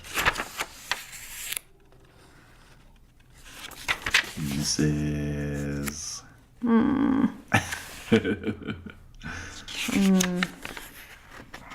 Oh man. Maybe I don't. Maybe you don't. I'm gonna be with one of Baba's friends. Yeah, with Baba's friend. Oh my God, we had a name for her. We did. I'll get it. Why didn't I write this down? Anyway. It's because she didn't really have anything to tell me. So Yeah. I'm probably not going to go back to her house again. So I was like, whatever. Yeah, exactly. Oh, Mrs. Oharu. Miss Oharu. Oharu. Okay. Okay. Oh, thank God. I'm a total waste of a player. Okay. Oh my God. Get the hell out of here. You just get the hell out. So I'm gonna go to Miss Oharu's house. And maybe she'll let me stay there for a while. I don't know. Okay, so he says, okay. You can hear him jotting it down. All right. I give him the address. Okay. And I'll be in touch. Do they want to talk to me? Your mom's, pretty upset, I think. They need to go to an urgent care or something. Yeah, I'm gonna actually take them as soon as I get off the phone with you. So. Okay. All right, I'll call you. Okay. All right, Amy. All right, bye. Stay safe. Thanks. All right. So, okay. So you're gonna go to Little Tokyo. All right. So you got your bag. got your duffel, and Is my car kind of shot up, or you circle or you head out your private private entrance. Go around the corner of the yard. You come out onto the driveway. It's a sloping brick drive, and there's just shell casings everywhere. And your car is I'm really there. surprised that no cops or anything have been called. Yeah, not even the sound of sirens or anything. It's been like over an hour. None of the neighbors have. Nothing's happened yet. That's also very strange. Yeah. So I note that. Yeah. Okay, so I look at my car like, hey. Okay. And how's it looking? The back window is shot out. Oh, shit. There's some spider webbing on the windshield from bullets passing through it. However, it is drivable. There's some bullet holes here and there. Oh my god. But they didn't target it. Okay, so my parents have another car in their garage. True. They have 2 cars. They have the Jag. Yeah. And then they have the Astro van. What? No, I don't know. What do you think your mom drives? It's probably a 1988 something, like a Volvo. Yeah, I think a Volvo. Definitely a Volvo. What am I talking about? So they have a Volvo? They took the Volvo. Or did they take the Jag? They took the Volvo, for sure. So I'm looking at my Golf, or my Rabbit. Why do I keep calling it a Golf? I look at my Rabbit. I'm like, Rabbit, you look super suspicious. But the Jaguar is even more suspicious. Yeah. I don't know what's worse. Oh, god damn it. So I'm going to get in my car. And I'm going to go drive to get something to eat. Okay. I'm exhausted at this point. Yeah. I'm so depleted. Yeah. I'm going to go just pick up, I don't know, just something. Yeah. I mean, how quickly are you trying to get over to Little Tokyo? Well, I don't want to wake her up. That's the thing. Oh, that's so I just true. want to kind of... Yeah, kill some time. All right. So you're in you hit up one of those sort of coffee shops that you know about. Down on... I kind of picked what I can off of me. I changed into like a long sleeve shirt. Sure. Yeah. I mean, I'm fairly injured, but... Yeah, you look like you got into a fight with like a briar patch, basically. Okay. You're just covered I comb my hair and I try to... But I'm a little scratched up. You are. You deplete the supply of Band-Aids from the medicine cabinet, and you're just covered in Band-Aids. Okay. Basically, like a Simon Bisley character of some sort. Right. And all right. So I'm gonna just get some breakfast and then. So by then it's probably like 7:30. Yeah. Or 8. Yeah. I'm gonna head to Miss. This is a Monday. Jamie Hewlett. Sorry, not Simon Bisley. Okay. Anyway, just thinking about Tank Girl. Anyway, go on. So I'm gonna go to Miss O'Hara's apartment. Okay. All right. So you show up. You can hear the sound of the TV on inside as you approach the door. I knock on the door. All right. Just a minute. Oh. And then the sound of a deadbolt sliding back, and then the door opens. Hi, Miss O'Hara.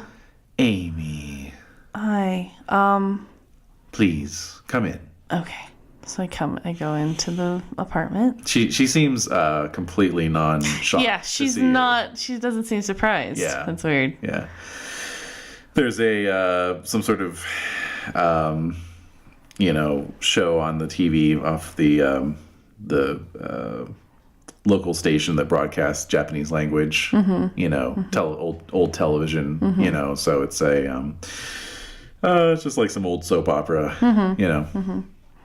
And she she kind of smiles a little embarrassedly. Says, "Oh, this is how I wake up every morning. Sorry." Oh no, you can keep it on. It's fine. No. So she switches it okay. off. And says, "Well, my dear, I can't say I'm surprised to see you here." Why? Well, I had an inkling. I did know your grandmother, and I can't tell you the number of times she showed up at my house with her arm in a sling or a bandage on her head. What? So I'm like trying to be like, well, I don't. Oh. And you don't have to tell me anything. She never told me anything. but I knew that you had her spirit and her fire. Her choice of words. Yeah. Makes you perhaps wonder. It does. So I just kind of start crying. Oh, no. And so she sits down and proffers some Kleenex, you know. All right. So I'm just sobbing. Yeah. Like almost inconsolable. Yeah. So, yeah, she gives you some comfort and eventually makes some tea for you. And So I drink it down. you get a call from Uncle Kurt around Okay. 9:30. All right. Calling to let you know some good news, actually. Your mother's gunshot wound just passed through. You know, it was a clean shot, clean pass through. All right. Didn't hit any bone. That's good. Didn't really leave any serious collateral injuries, you know. So she's just going to have her arm bandaged in a sling as well. Okay. And then also, Ken has shown up. At Kurt's house? Yes. Oh, so that gets that kind of triggers my like, where was he? Well, he can't account for his whereabouts. He claims not to remember the last 12 hours. God damn it. I'm going to have to go over there. All right, so... Amy, I want you to stay where you are. Don't endanger yourself in any way. Let's just, you know, and then again, you know, his voice goes down. I know how these things sometimes go, and they could be using your brother as bait to bring you out into the open. Okay. I want you to control that impulsive temper of yours for at least a little bit. Your parents told me that you were pretty banged up yourself. Yeah, so. I'm fine. Well, and so are they. Everyone's okay here, so we're going to stay in touch. But All right. They can't go back to that house. no, the house is off limits for now. And you just lie low, okay? All right. I'll be in touch. All right. Can I talk to Ken? Sure. So, a bit of muffled, Yeah. you know. Click, click, click. And then you hear his voice on the phone. Hey, Amy. Ken, Amy, what's going on? I was going to ask you the same thing. I don't know. I don't know what's going on. So you were away for 12 hours? I was in my room and I just heard some tapping on my window, and that's like the last thing I remember. You don't remember who tapped? No. But you're safe. Do you have any injuries? Do you feel weak? No, I feel fine. Do you have your psi with you? No. Oh, damn. I gotta go back and get those psi. You crazy. I'm not gonna go back when nobody's home. Yeah. Except me. All right, you kid. All right, well, just please try to remain alert. I will. I promise. Do you, remember everything I told you? Yeah, I do. Okay, so just be careful. Okay. Just look after Mom and Dad. I will. Okay. Bye, Ken. Bye. I hang up. Shit. So can I stay here for a couple days? You can stay here for as long as you need. Okay. And so, I quite mean that. So we had talked a little bit off mic in terms of advancing the narrative. Yeah, but I wanted to get into UCLA. I thought I was going to get into UCLA's history program. Into the UCLA. So, well, you still have time for that. So good. Yeah. My scholarly aspirations are still intact. Yeah, my house may have been shot up, but so I gotta check my mail. Oh yeah, totally. yeah, sure.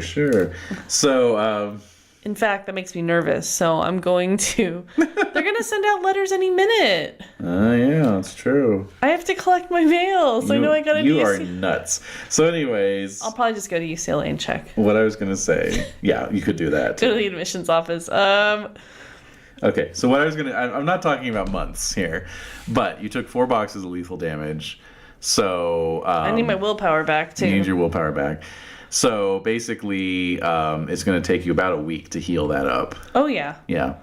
So we're looking at least a week. At least. Yeah, and then you get 1 willpower back per night of sleep. So, oops. Okay. So, how many willpower boxes do you have? How can I increase my willpower? With experience points. With experience points? How many? I think it's just 1 dot. I'll double check. I have 6 willpower. You have 6 willpower. All right. So basically by the time you're healed up, you'll have all your willpower back as well. So. All right. How much blood do I have to drink to heal? I'm kidding. Oh my god. Kidding. All right. So is that a plan? Are you gonna lie low? Yeah. For a week? But then I can also do some patrolling around Little Tokyo. Of course you can. Absolutely. Kind of check out to see, what's going on there. But I'm gonna say 3 days later. Yeah. So can I get back 3 health? Yep. No, not 3. It's 1 point per 2 days. So you would get 1 point back. 1 point of health back. Oh, why did I use that eraser? Oops. Oopsie doodle. Okay. So I can get how much willpower back? Well, you'd have 3 willpower back, and you'd have 1 health box healed. Okay. After 3 days. All right. So I'm just gonna go talk to this dude. Mm-hmm. Okay. So. Perfect. Okay. Wait, talk to what dude? Well, I'm gonna contact Mr. Frederick. Oh, yeah, of course. All right. So I have 3 willpower back. Mm-hmm. And I can only use practical beats in the moment, right? No, you can use them during the session. You can practical experience. That's what I meant. Practical experience yeah, points. You can cash it in at any time. But not experience points. Correct. Okay. All right. So I am going to spend 3 days patrolling around Little Tokyo. Okay. Remember we said that I would have contacts. Yes. Who I could talk to. Yes. Has there been any disappearances? Right. Has there been anything weird? Right. 1 point in contacts. Who are they? What vampire activities are going on? So, I'm trying to think of places that Baba would go. Mm-hmm. And anyone she would talk to. So I'm gonna ask Miss Oharu. Okay. Was there anyone that Baba would go and see more frequently? Oh, certainly. And so she gives you a couple names. Okay. Are there storefronts or? Yeah, there's a seafood importer, Okay. Okay, so seafood import. Mm-hmm. I don't want to nail it down just yet because I haven't really worked out the details of the neighborhood. So just, there's various people around the neighborhood. Let's put it that way. Okay, so I'm going to walk around. Yeah. To the places that Baba would frequent. Yeah. Introduce myself. Mm-hmm, mm-hmm. And let them know. Yeah. That anything that Baba told me everything about things that would happen in town. Mm-hmm. And that I'm happy to be the same kind of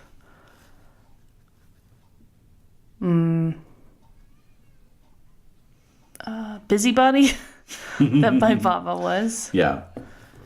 While she was here. So okay. I'm happy to be the same kind of busy. Yeah, I was trying to think of the best way. That's good. I like that. I'm sure there's some word in Japanese. It's busybody / right. caretaker. Uh-huh. There has to be some type of a caretaker, but busybody. Okay. So. As you are. Do you think they get the message? They seem to, yes. Uh-huh. They seem to. All right. So yeah. So yeah, it definitely seems like, there's kind of a wink, a little wink. Mm-hmm. All right. Mm-hmm. Okay. So I'm going to contact, on the 3rd night, I'm going to, once the sun goes down, I'm waiting. Yeah. And I'm going to I'm going to contact Mr. Frederick. Did he leave me a phone number? One thing I was going to mention. Oh, yeah, 2 things then. So one thing I was going to mention is that as you are canvassing the neighborhood, you do note, there's flyers on lampposts and that kind of thing, but a flyer catches your eye. Printed on hot pink copy paper, and it says inappropriate pussy. What? And there's a badly Xeroxed reproduction of a photograph of the band on the flyer, and it definitely, it's those wolf girls. Those wolf girls. Yeah. I'm going to take one of the flyers. Yeah, I'm going to fold it up, put it in my pocket. Yep. In the meantime, also, in these 3 days, I'm going to ask somebody if they know of a good, body shop that could replace my windshield and back window. Yeah. You can definitely get that. I'm going to go get that done. The show is a week from, this is May 3rd, and the show is a week away. It's on May 10th, Thursday 10th. Night at IP Gazzari's in Hollywood. Gazzari's. Okay. All right, I gotta see them. I gotta see them again, just to mess with them. All right, so that night, the third night, after I have a nice dinner with. And so you get a recommendation on a body shop, and you're staying in daily contact with your folks. Everything seems to be okay. Ken is actually very excited because they've taken him out of school. Ass. So he gets to miss some school. Jackass. And school's almost over. I know. A couple more weeks. Well, about a month. Yeah. About a month. And then, the card that you were given. Yeah. Yeah. So the card is for a Motel 6. Oh. Yeah. What? Where? A Motel 6 in the Valley, right? What? Yep. No. Yep. In the Valley? In the Valley, yep. Oh, man. It is not glamorous. So it is off the 405. It's in Van Nuys. Oh, God. Yeah, pretty grim. Damn it. Okay. So, Miss O'Hara, I'm going to... I need to step out this evening. I have to take care of some business. Mm-hmm. So, can I have a key? I don't want to wake you up. She heads over to one of her pieces of Japanese porcelain, pops off the lid, turns it upside down, key drops out. No. Here you go, dear. Thank you. This is the same key your grandmother had. Oh, Baba. So I give her a big hug. Yeah. I'll be back. All right. So I'm going to drive into the valley with my newly windowed car. Yep. It smells vaguely of like a barnyard. They use some kind of weird, probably like hoof-based glue. What? When they were, well, it was a weird body shop in Sunland, so it's No, it would be a body shop downtown. But you got it cheap, so no, it would be body shop downtown. Oh, I wouldn't be in the valley. Well, that was the recommendation, though. Oh, you got to go to these guys. They do the best work, and it's cheap. All right. Okay, fine. Yeah. So, heading to Van Nuys. All right. So you pull up outside of this Motel 6 about what time? What time does the sun go down? Sun goes down. Sun goes up. On May sun 3rd? goes down. Sun goes up. Sun goes down. Sun goes down on May 3rd at a time approximating the hour of the day that corresponds to 6:45. Wow, actually no, pretty late. 7:20. 7:40. Oh. Yeah. All right, cool. Getting on towards midsummer there, So I left the house around 7. Yep. Get to Van Nuys around 7:40. The sun's just going down. Yep. I'm gonna knock on the door. Okay. Of where he is, right? He gave me his room number. Yeah. He's in a room? Yeah. So you're up on the second floor, Okay. All right. And there's no answer. I knock again. Still no answer. Okay, so I'm going to get close to the crack of the door. Mr. Frederick! No answer. I'm going to look down to the parking lot. Like, how many cars are there? About a half a dozen. What do they look like? Mostly, sedans and minivans. Are there any particularly nice cars there? No. So I'm just going to sit down and wait. Okay. He didn't give me a phone number. Well, there's the number of the hotel or the motel, and he said ask for Mr. Frederick. All right, I'm gonna go down to the lobby. Okay.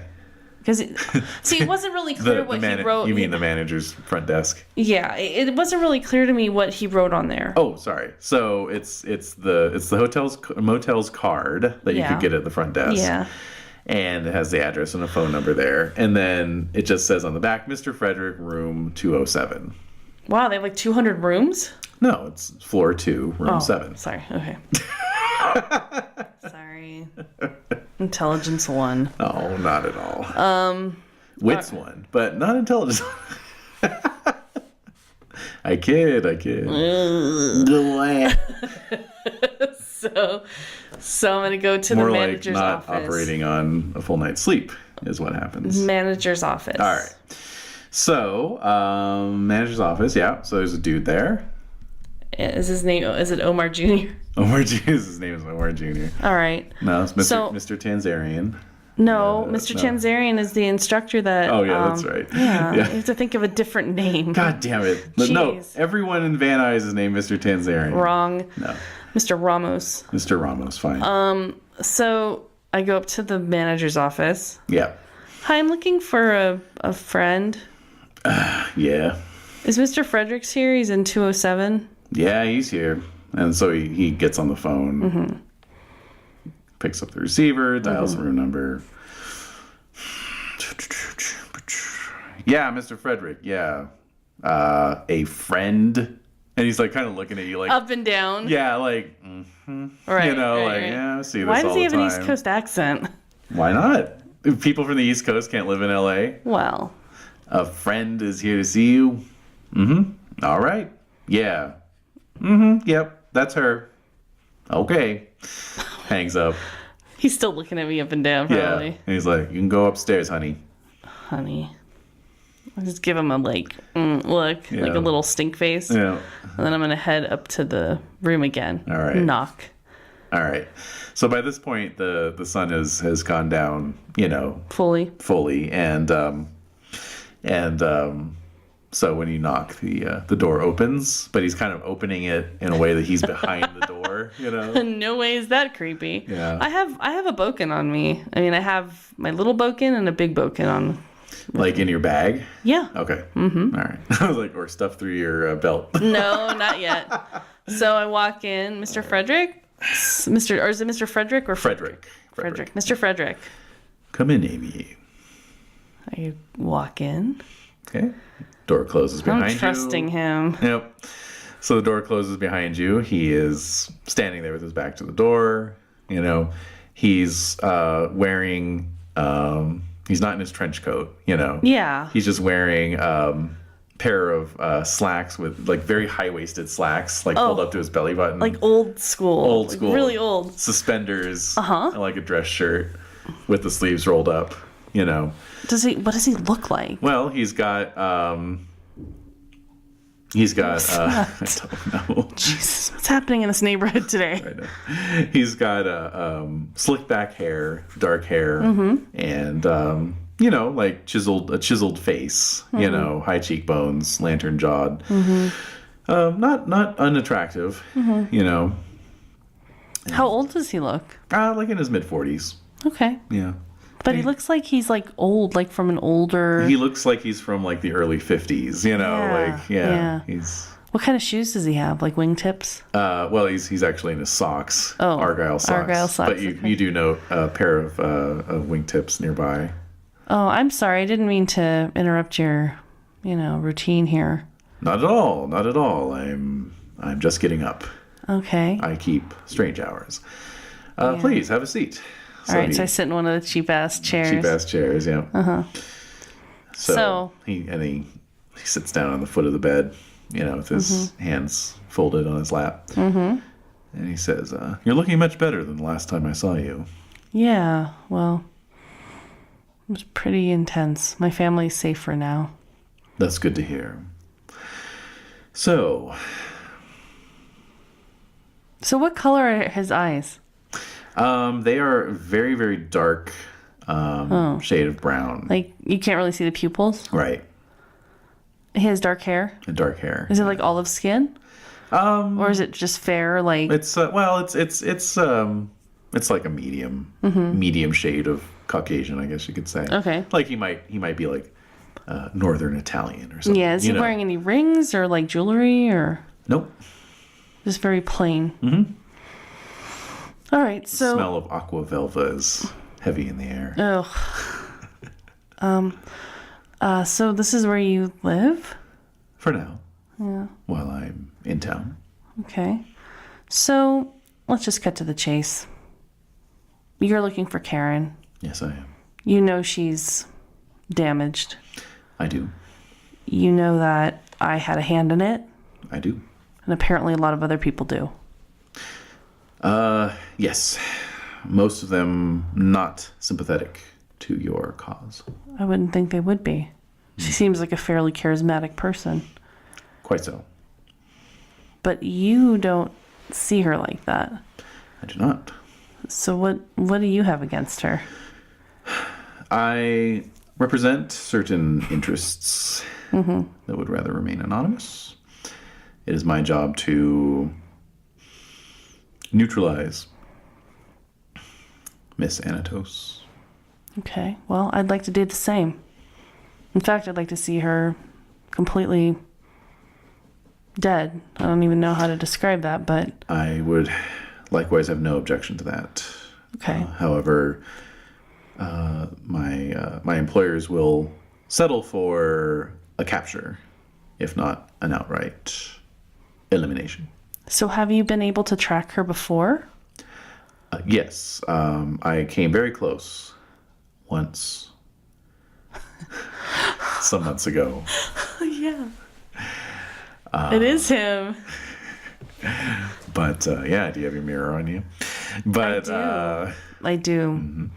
So, you did? Yes. Do you know? But she slipped through my fingers. And he kind of like almost unconsciously runs his hand along his head, as if he's kind of remembering an injury done to him, perhaps. Do you know who Aaron Evans is? His eyes narrow a little bit. Oh! Only too well. What? However... So I'm surprised. So I can't help it. I'm just like, really? Yes. What do you know about him? He is... He is very close to Miss Anatos. They are close to each other. However, he fled town not long after our little run-in. You had a run-in with him? I did. It was that when... the same night that I almost had her. He saw to it that she got away. Unfortunately. Why? So mostly to myself, like, why? Yeah. Well, I'll do everything I can. I don't mind working with you. There are some people I was working with before, and I don't know if they're that powerful. Mm-hmm. We need to get this taken care of. She needs to die. So I'm like looking at him dead in the eyes. Mm-hmm. How can we do it? Well, that's sort of what I wanted to talk with you about. And so, you begin to strategize. So I'm going to bring out my flyer that I have, and I'm going to bring out the invoice, that information about the health solutions, all this information that I've gathered. So I share with him everything that I know. Excellent. I share with him that I tell, and then I can't help but get a little braggy about what I did to her. Yeah. Even though it was terrifying. Yeah. But I'm telling him about what I did. Mm-hmm. I tell him that I do have that weapon because he's seen it in action. I mean, he saw the fire. Yeah. And I can pull that up if I need to. So does any time during our conversation, does he get up and walk away or pace or do anything? Yeah. Or is he just perfectly still? No, he is, well, like, you get the flyer out and so he has you like lay everything out. Okay. On the bed. Yeah. Mm-hmm. And like he's kind of saying like, oh yes, I knew that she was trying to set up some sort of business. So he's looking at the flyers. Yeah. And he's like, So he actually picks up the flyer and is examining it and sort of turns away from you to examine it. Okay. I have my bag's already open, so I have my mirror out, and I pretend that I'm kind of like organizing things in my bag. Okay. And I'm going to kind of try to look at him looking at the flyer. All right. Well, of course, in this reflection, you can just see the back of his head. Yeah. But you can see that it is completely bald. Oh. There's no hair. And it's just like this dry, brown, almost mummy-like skin.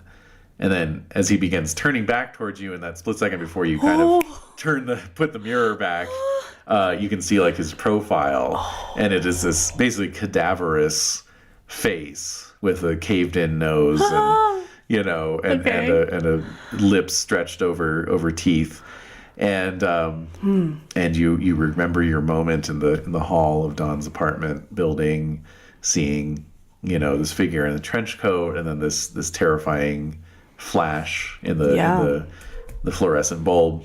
Okay. As he came off the elevator. Yeah. Right. Yeah. And furthermore, you note that the skin is just so dry and dead that it's kind of flaking off. And in fact, why don't you make a... This is unnerving. So why don't you make a Wits Plus investigation roll? Oh, forensics, baby. Yep. But this is like breaking point level. Like it kind of like... It kind of is, actually, yeah. I was not, like, I don't know what to expect here. Yeah. Okay. 2. Okay. So... as you are stuffing your mirror back into your bag, you are hastily. You're now facing away from him, and you're facing the. It's like a double bed room. Right. There's 2 beds, and then there's like a nightstand in between. Yes. You're standing next to the nightstand. You see that the nightstand has been scrupulously wiped down. Okay. But kind of back in the where the nightstand meets the wall, where there's the join of the nightstand meeting the wall. There are like some of those dead skin flakes that didn't get wiped up, apparently.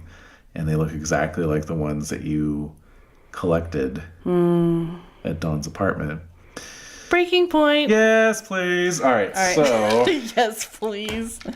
All right. Hold on. Let's see here. So you've got your +2 from your high integrity. Yes. It's your resolve plus your composure. Resolve plus composure. Witnessing the supernatural non-violent is a -1. So I take 1 out? Take 1 out. Okay. And yeah, that's it. 1, 2, 3. Okay. 3. So that's fine, but I'm going to give you the spooked condition. Can I take a beat? Oh, yes, definitely. All right. So I'm hastily putting my mirror back. I see the skin flakes. Yep. I am spooked. You are spooked. And so captivates and dominates my focus. Yeah. This condition is resolved when your character's fear or fascination causes her to do something that hinders the group or complicates things. Yep. I'm going to give this back to you because I'm going to ask you're him. You're going to complicate things. I am going to complicate things. All right. Because I need to. No, just wait a minute. I need to trust him. You are fully healed at this point, right? No. Oh, this is Thursday night? It's Thursday the 3rd? Yeah. You just went straight to his place. Okay. Yeah. Thank you. You're welcome. All right. Shit. So you're going to complicate things. I'm going to complicate it. Okay. So I use that. Yep. You feel your stomach drop. You make that connection. And so I turn to him. Yep. Mr. Frederick. Yes, Amy. He's setting the flyer back down on the bed. We need to be, and it's like I'm a little disoriented because he looks totally normal. Yeah. Yep. His skin is intact. He looks like a normal man. Yep. How tall is he? Oh, like 5'9". Oh, okay. Yeah. We need to be honest with each other if we're going to trust each other to do this, because this is going to take a lot of trust. Very well. I had a friend, Dawn Barber. She lived in some apartments, and I think that's when we first encountered each other, you and I. Do you remember this? I do. So it's just this weird, awkward Yeah. pause. You can hear, the sound of the TV from the neighboring room. Yeah. And we're just looking at each other. Mm-hmm. Is there anything I need to know about you before we go forward about that? Because you were in her apartment. How do you know? So I'm going to bend down, not with my back to him. Okay. But I'm going to pick up some of the skin flakes. Yeah. I'm going to, hold them in my hand. Yeah. These were there.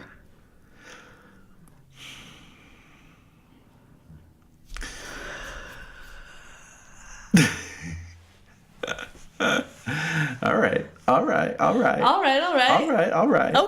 Okay, that's how you want to play this? So without saying a word, he reaches out and chokes you to He death. kills you. Yeah.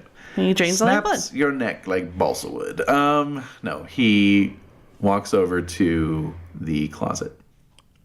I'm bracing myself. Opens it up. You can see some clothes hanging in there. His trench coat. Yeah, his fedora. His fedora's up on a shelf. But he reaches back into the closet. Oh, I'm scared. And he pulls out a pump-action shotgun. Oh! He's not holding it in a threatening way. But just holding it. He's just holding it with one hand by the pump action. He turns around. And he's kind of gripping the butt of it with his other hand.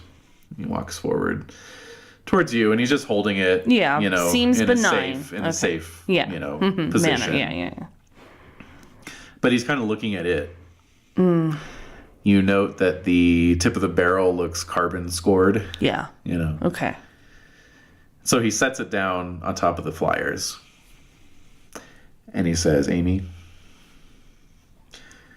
We're through the looking glass here. We're through the looking glass here, people. He says, Sorry, I just had to break the tension. I'm so nervous right now. He says, a long time ago, I was a doctor. I don't like when innocent people die. However, sometimes in my line of work, that happens. This is the weapon that took your friend's life.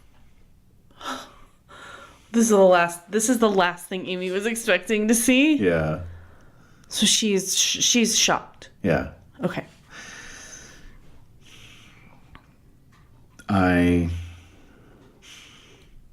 And so he sits down on the other bed. I didn't know she was in there. You mentioned Aaron Evans earlier. Yeah. He was the one I was going after. Why? I just because he's associated with Karen? Wanted to take him out in order to draw Karen out. And so I kicked down the door of what I thought was his apartment. I had bad information. I saw a figure. I pulled the trigger. I realized what I had done right away, and I fled. I fled because I didn't want to look at it any more than I had to, and I fled because I was using dragonfire rounds and had set fire to the curtains as well as shooting her.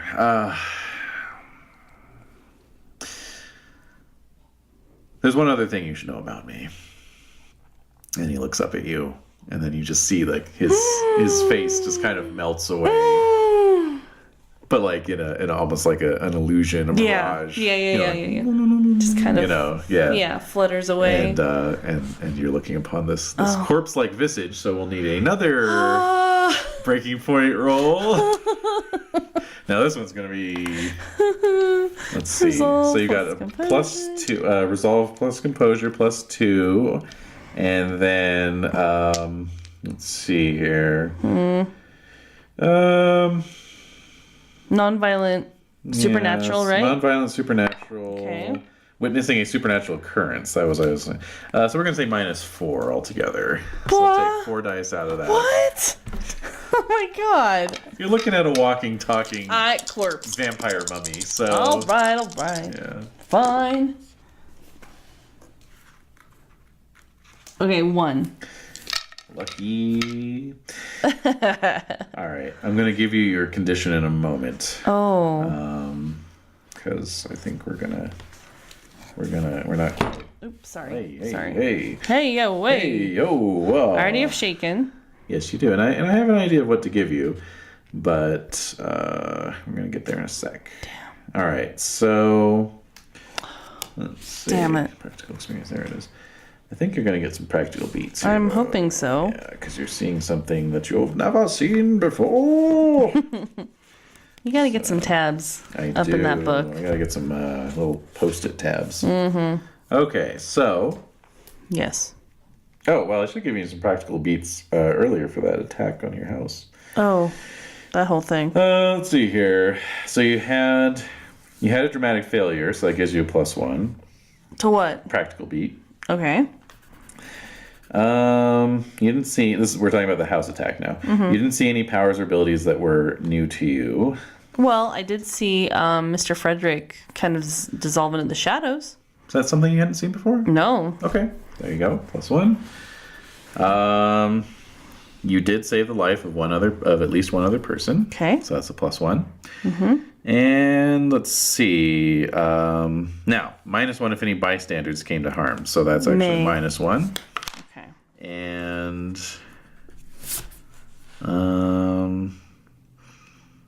let's see. I think that is going to be it. Nobody was killed. Oh, actually, you were forced to flee. Oh, so that's actually -2. So never mind. You didn't get anything. Thanks for that. You don't lose any. You don't lose any more than what you already had. So I had none. So none. Okay. Thanks for so that. You're back to 0. That was good. Okay. All now. Right. Great. All right. So now you're having this experience, and you're seeing the monster displaying powers that are new to you. All right. So that's a +1. Okay, I'm going to be cautious now. And I think that's going to be it. Okay. Yeah. That's it. Okay. That's it. All right. So you get 1 beat. All right, so he's got a mummy vampire face, and... Are you gonna give me a card? Oh no, I'm gonna give you it in a moment. Okay. So anyway, so he's looking at you, and he says, "I know you must find this horrifying." I'm just sort of just staring at him. Yeah. I don't quite. I'm trying to figure out. This is going through my mind. Like, okay, he shot Dawn. Mm-hmm. He shot Dawn. Literally looks like a monster. He looks like a monster. He shot Dawn. Mm-hmm. However, there's a little voice in Amy's head saying, Aaron drained Dawn. That's what Karen told me. That's what Karen said. Mm-hmm. The only reason this man shot Dawn was because he was trying to come after Aaron. Because of Karen. So it's those two fuckers. So in fact, I feel bad for Mr. Frederick. Ah. And I don't hold him. He did it, but Aaron. So now I'm trying to figure out, like, if he shot her and he fled, he didn't know what happened to her. No, that's true. And then Karen said that Aaron drained Dawn. Mm-hmm. So it's still questionable. Yeah. Okay, so do I get my card yet so I know what conditions I'm working under? You're going to get clue number 6, first of all. Oh, yeah. Oh, yeah. Mm-hmm. Okay. Because I have an idea of what Amy wants to do. Okay. So clue number 6. All right. What was clue number 6? What did we say? Well, clue number 6 is... Where did the skin flakes come from? Yeah. Mr. Frederick. Yeah. So clue number 6 is Mr. Frederick is the one who shot Dawn. Mm-hmm. Okay. But, the mystery, of course, is who killed Dawn. Mm-hmm. And just like any good mystery, there are multiple possible suspects. So, all right. So basically, the conditions that you could have are either spooked or guilty. I was kind of thinking guilty, but how would we contextualize that? Can I read the guilty thing? Sure, yeah. Just to make sure why I Yeah. Have this. Your character is experiencing deep-seated feelings of guilt and remorse. This condition is commonly applied after a successful breaking point. Mm-hmm. Deep-seated feelings of guilt and remorse. I'm thinking that it's like...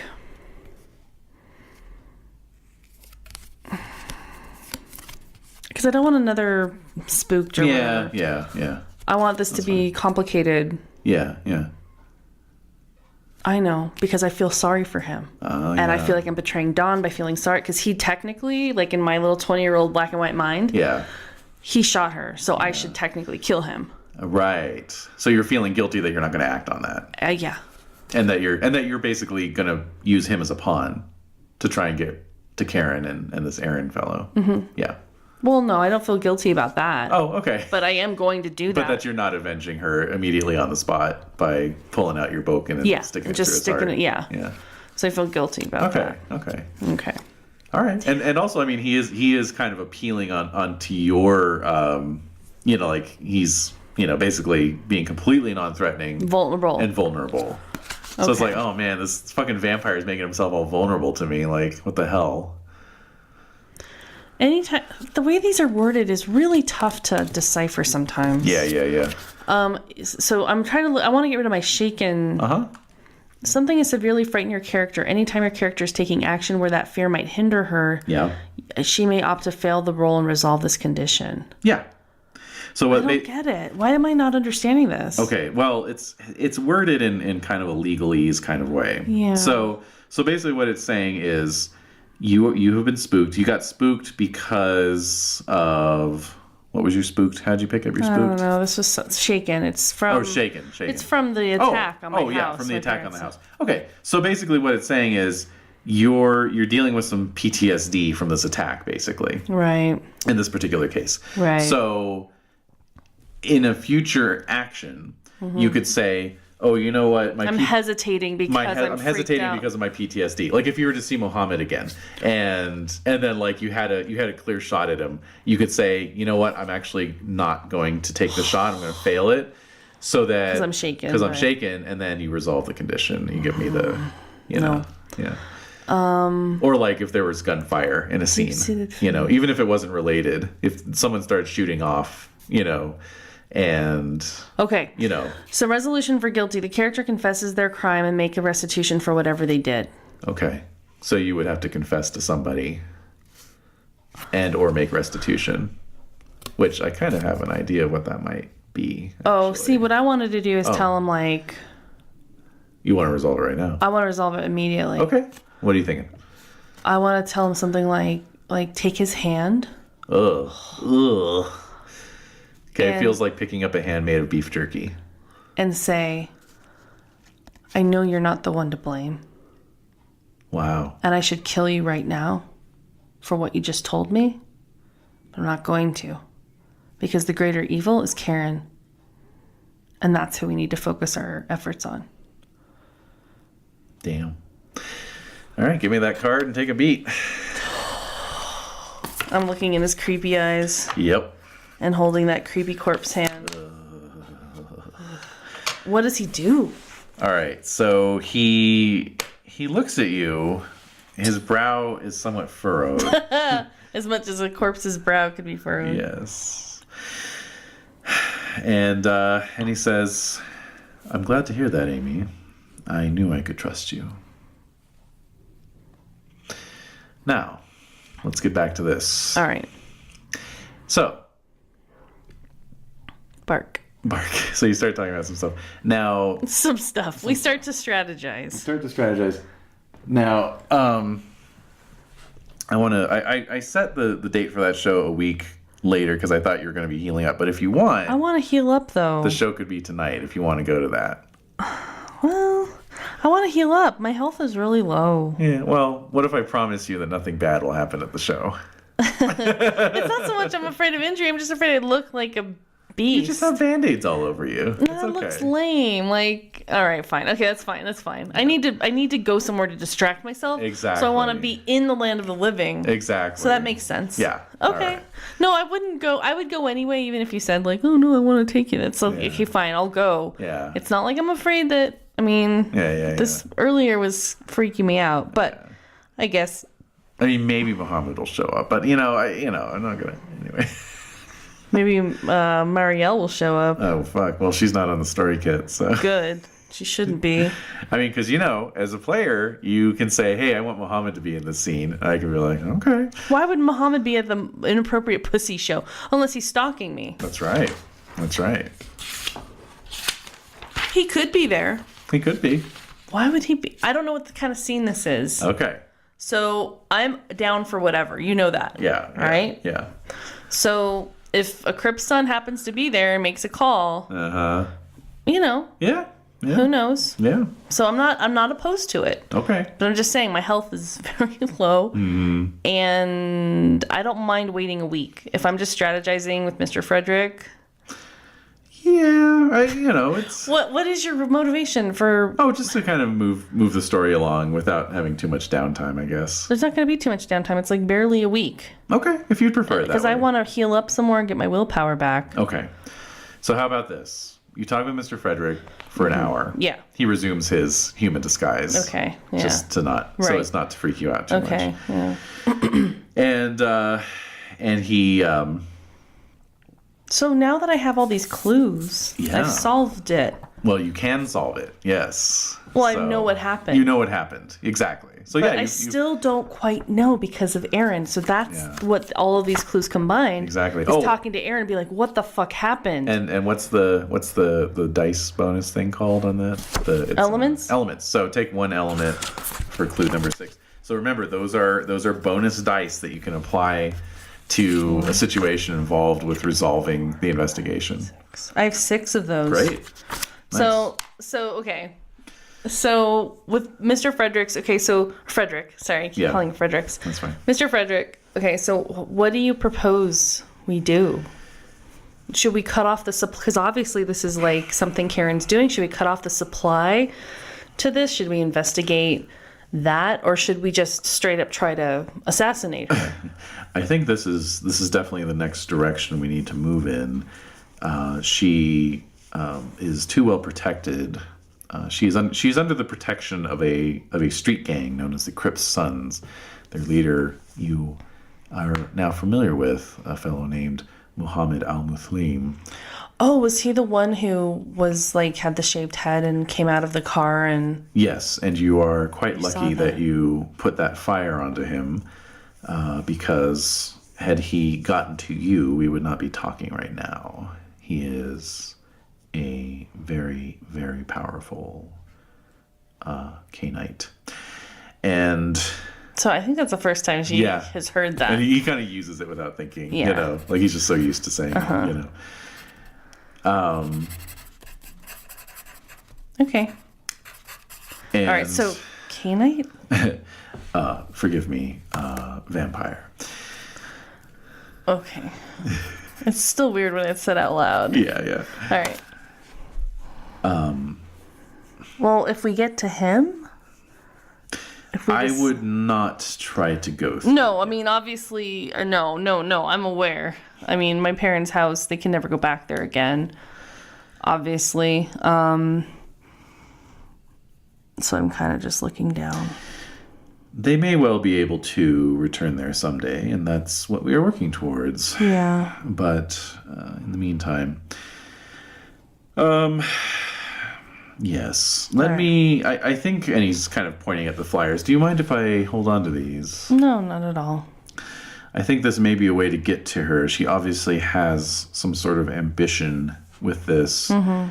I would like to see if I can call on some of my contacts to look into the paperwork behind these filings. Okay. And once I have more information, I will be back in touch. All right. How will you reach me? Well, do you have a number I can call you? No. Very well. Come back here next Thursday at 2 o'clock in the morning. Okay. And we will consult. All right. So I pack up my things. Mm-hmm. Thank you. Of course. He doesn't even say, like, he's sorry for Dawn, really, or nothing like that. No.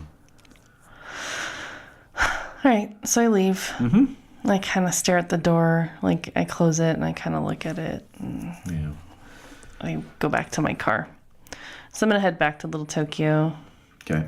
Make some couple little rounds. Yeah. I'm going to go to a little, like a little bakery. I'm going to pick up, like, I don't know, something nice for Miss Oharu and head back to her apartment. So I'm back there probably right by 10. Yeah. And she's still up? Yep. Okay, so Miss Oharu. Yes, dear. Okay, so hi. Hello. I got you these cookies. Oh, thank you. All right. So I make sure the door is all locked and everything's like safe. I take a shower and I just go to bed. All right.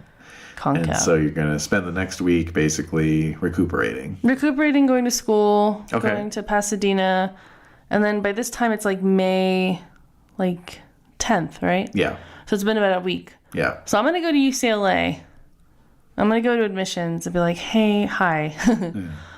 There's been an issue at my home. I haven't been able to pick up my mail. I'm wondering if I was accepted to the history program. Oh, okay. In the fall. Well, let me take a look here. Just have you mailed out the letters yet? Oh, we can check your file right here. You know, Okay. All right. You know, a few minutes pass by. You know, guy comes back. Well, congratulations. And he slides a letter across to you. Yeah. Oh, cool. Do you want to pay your admission fee right now, or will you be mailing that in? I'll be back to do that. Oh, that's fine. Cool, thanks. Absolutely. Welcome. Yeah. Brune pride. All right. So I'm really excited. Yeah. I'm like totally happy. Yeah. Like for the first time in a while. True. Like really happy. A rare break for Amy. Got into UCLA. Yeah. Bonus. All right. So, okay. So it's been 7 days. Yes. So you're all healed up. All healed up, All and your my willpower is back. Yep. Now, those practical beats, you totally taunted me with those. Sorry. I dangled them before That your was eyes. really, really bad. Seriously, because I would have like a practical beat that I Yeah, could use right now to boost my willpower. Oh my. All right. So. Oh, by the way, I figured it's a 2 experience Oh. per point. Okay, never mind. Yeah. All right, so I'm going through all my stuff. So I'm like, yeah. So I call my parents. I let them know about the college thing. Hey, are you happy for me? Of course, yeah. So they're completely they're completely amped up about it as well. Okay, so like I just wanted to give you guys some good news. I don't know. I'm trying to work on getting us back into our house. I really can't. I don't want to endanger you and tell you more than that. Yeah, your dad's like, oh, it's just been so. This is such a great news, Amy, because things have just been so frustrating. I've been trying to work my connections through the DA's office, and I'm just hitting all these brick walls. You're going to. You're not going to be able to find out anything. I'm just telling you right now. Just don't. And I can explain all this at some point, but just you have to believe me. It looks like at least 3 of our neighbors called the police, and no units were dispatched. It's insane. I'm planning to file some lawsuits actually. No, don't. No, Amy, and don't worry about it. I know what I'm doing. I know what I'm doing.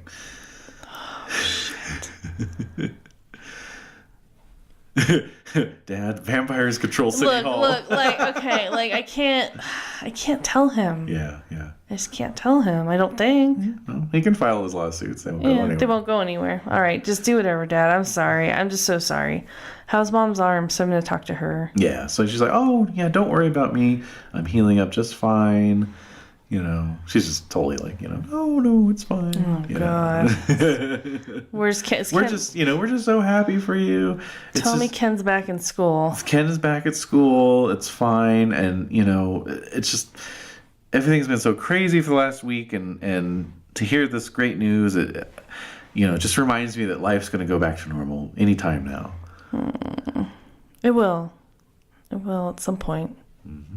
Not really for me, I'm thinking. Yeah. Ever again. Nope. All right. Well, okay, so I'll be in touch. I just wanted to give you that good news.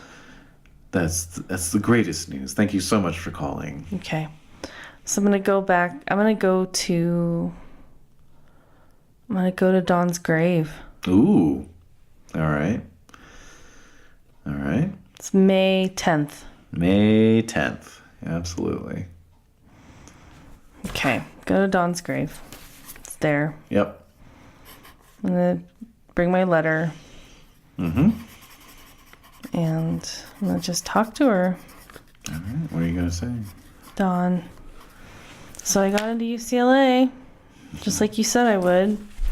Oh, damn. I'm really twisting the knife here. And I found out more about how you died. And, hey, so how did you think I was... Hey, wait, so out of character. How did you think I was going to do restitution? Go talk to Dawn's grave? Yeah. Yeah. Yeah. Okay, so I'm kind of doing that too. Yeah. Yeah, so just letting you know, like, I found out who shot you. But Aaron's the one who drained you. This is so weird. I say to myself, like, what am I saying? Yeah. But I'm going to find Aaron and he's going to pay. Damn. For taking you away from me.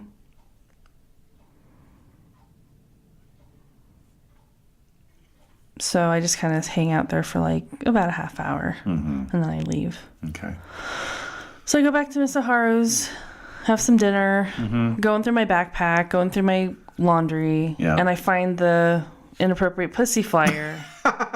Like, actually what I'm picturing, oh no, maybe this is totally dumb. Oh but... no, what? So Miss O'Hara's like been doing my laundry and stuff. Yeah. So to make it even more embarrassing, I find an unfolded up. Yeah. Like it's been all folded. I folded it up. Yeah. But it's nice and flat. Yeah. And it's like on my the little dresser that I'm using. Yeah. And I'm like, oh God. In the spare bedroom. I'm totally embarrassed. Yeah. Like, oh damn it. Shit. Oh God. Whatever. So I'm gonna look at like, oh yeah, that concert, but I gotta go talk to Mr. Frederick after. But I could do that. Got time. Doors are at 8. You know? So I'm gonna take a disco nap. Okay. And then I'm gonna head out to the Sunset Strip, baby. Yeah, to Gazzari's. Yeah. So going to Gazzari's, I park. Yep. 6 blocks away. 6 blocks away in an overpriced public parking lot. Walk over. Walk past so I'm wearing 3 raving, crazy homeless guys and 4 drunken assholes. Okay, good. So I'm wearing like, what am I wearing? I don't want to look like those wolf girls. I want to look the opposite of those wolf girls. Oh, you're going to get all glammed up. Well, I think I'm going to wear like, I got my boots, my combat boots. Okay. Your mother wears combat boots. I'm going to wear that. I'm going to wear like those cute little, like, I've been going to different thrift stores and stuff. So those little old, like little retro, like 60s dresses, like a little shift dress with the little Peter Pan collar. Yeah.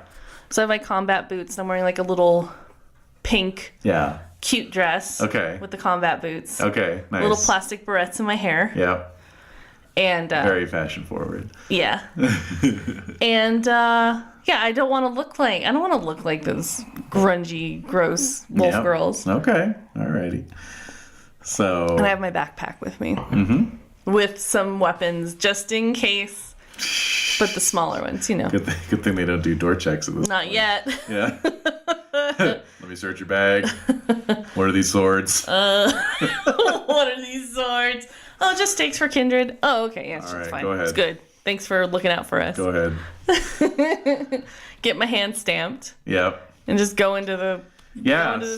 So it's this really shitty, scuzzy ass club. Is there music playing? Well, yeah. Basically, as you're walking in, the whole place is just loud and vibrating because with the traffic and the parking and everything, you're actually getting there at like 8:20. Oh man! So it sounds like the band is already playing. Oh, which band?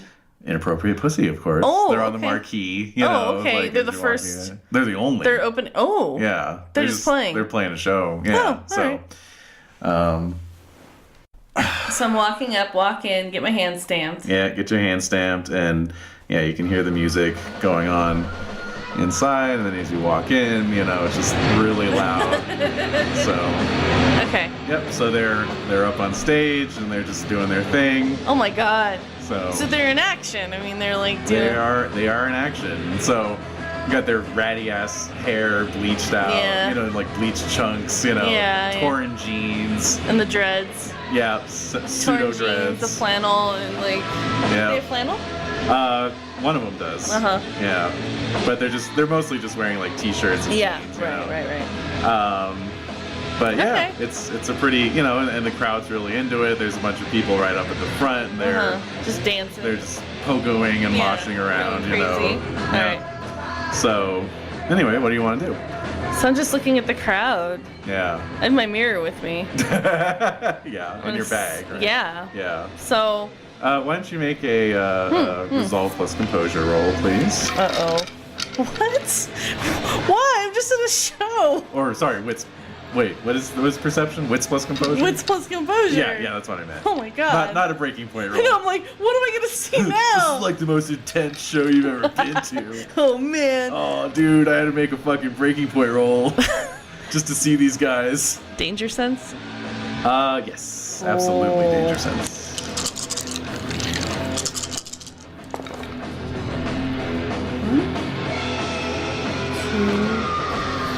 3.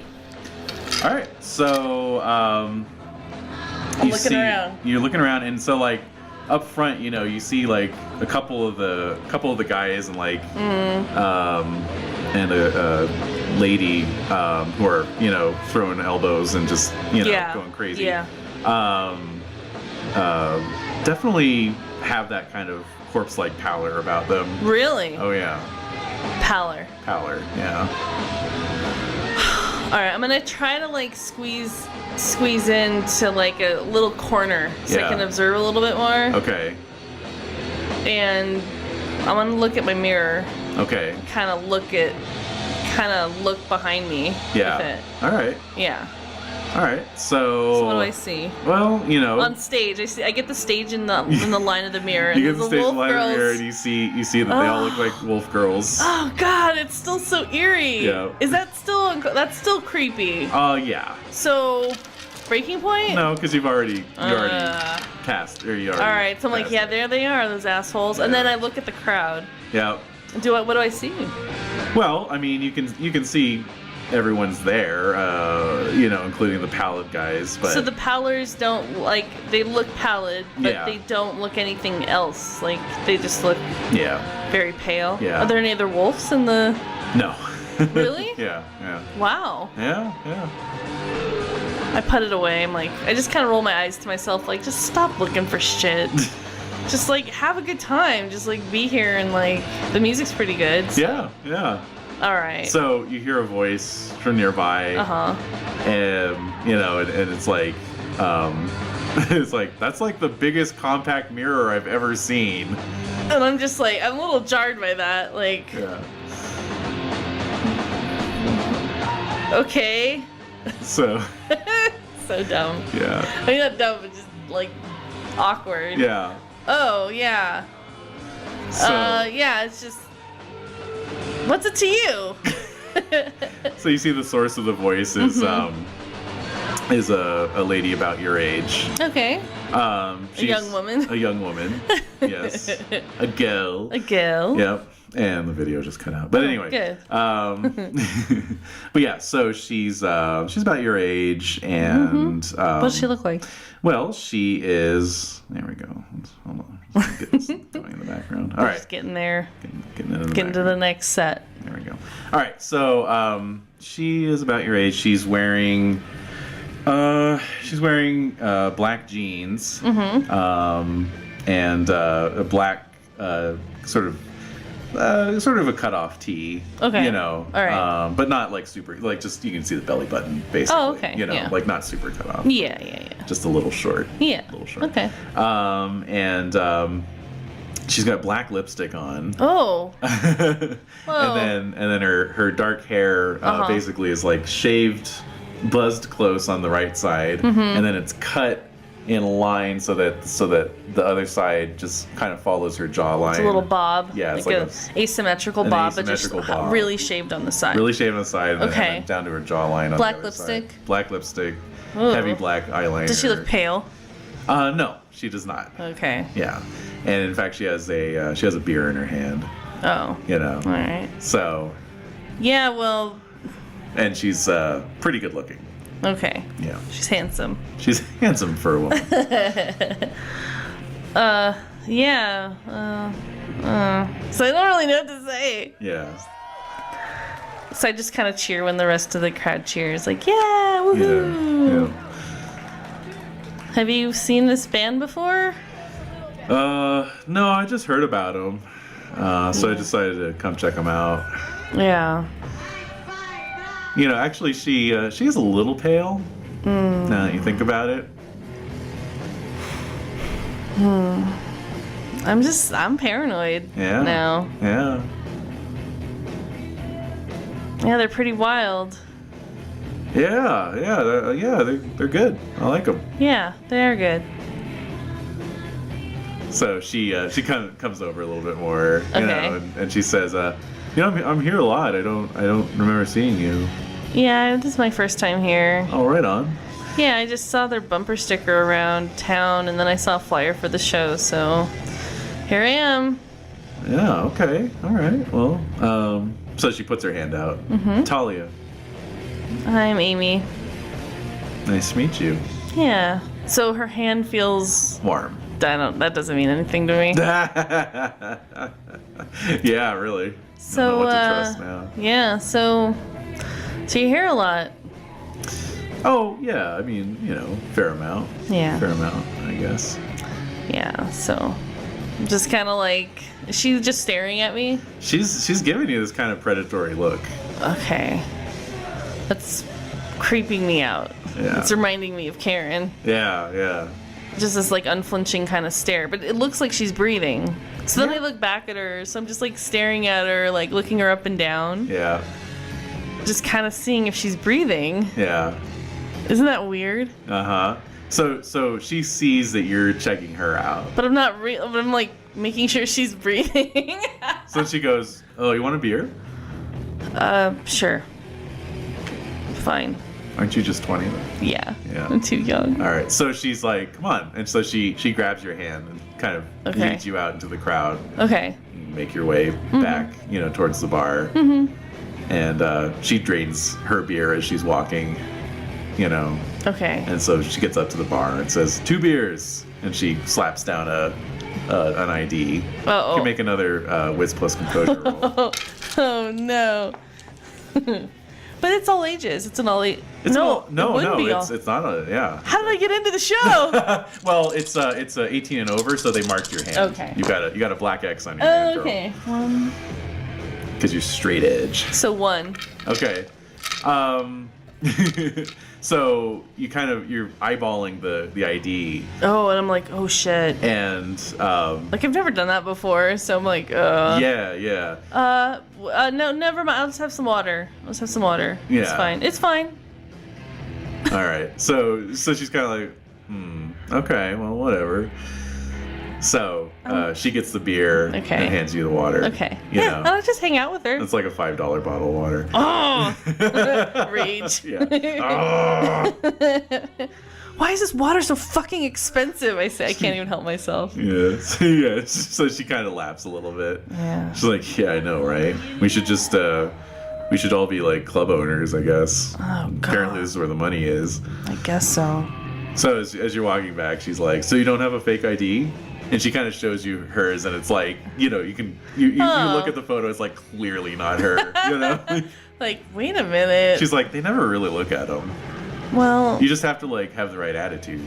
yeah, I don't know. I like to keep my wits about me. Keep your wits about you. I like that. That's good. That's good. So I kind of smile and I just drink my water. Yeah. Like just a little shy smile. So she gets her wallet out of her purse and puts the fake ID back in. You can make another wits plus composure roll. Wits plus composure.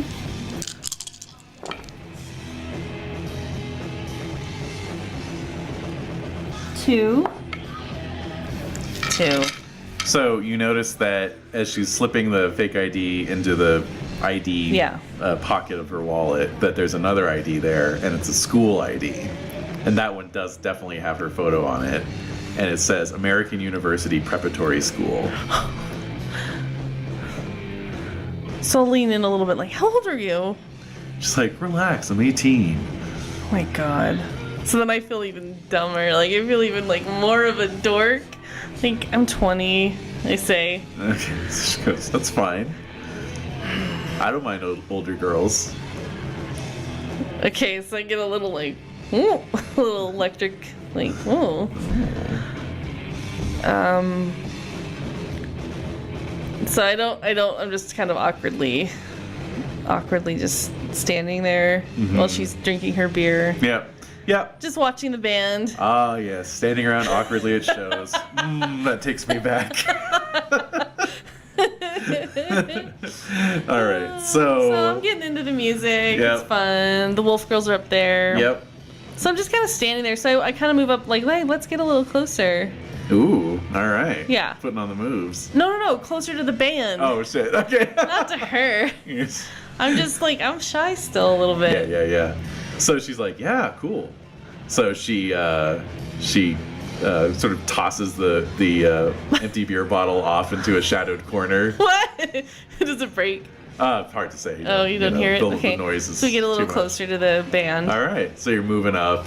You're in amongst the sweaty crowd. Yeah. You know, it's kind of like, since this is not like a major band, you know, it's like, obviously it's that mix of like their fan base who are, you know, trying to like really put out some energy, and then you know, that's like a third of the crowd, and then like 2/3 are just the people who are like, inappropriate pussy. I'm gonna check this out, you know, like, and they're just kind of standing there like, all right, I see like some of them are bobbing their heads, you know, but like people are just kind of like, yeah, okay, whatever. So I'm standing there, and I'm just staring at. So is the lead singer the one with the bangs and the glasses? No. She's the bassist, probably.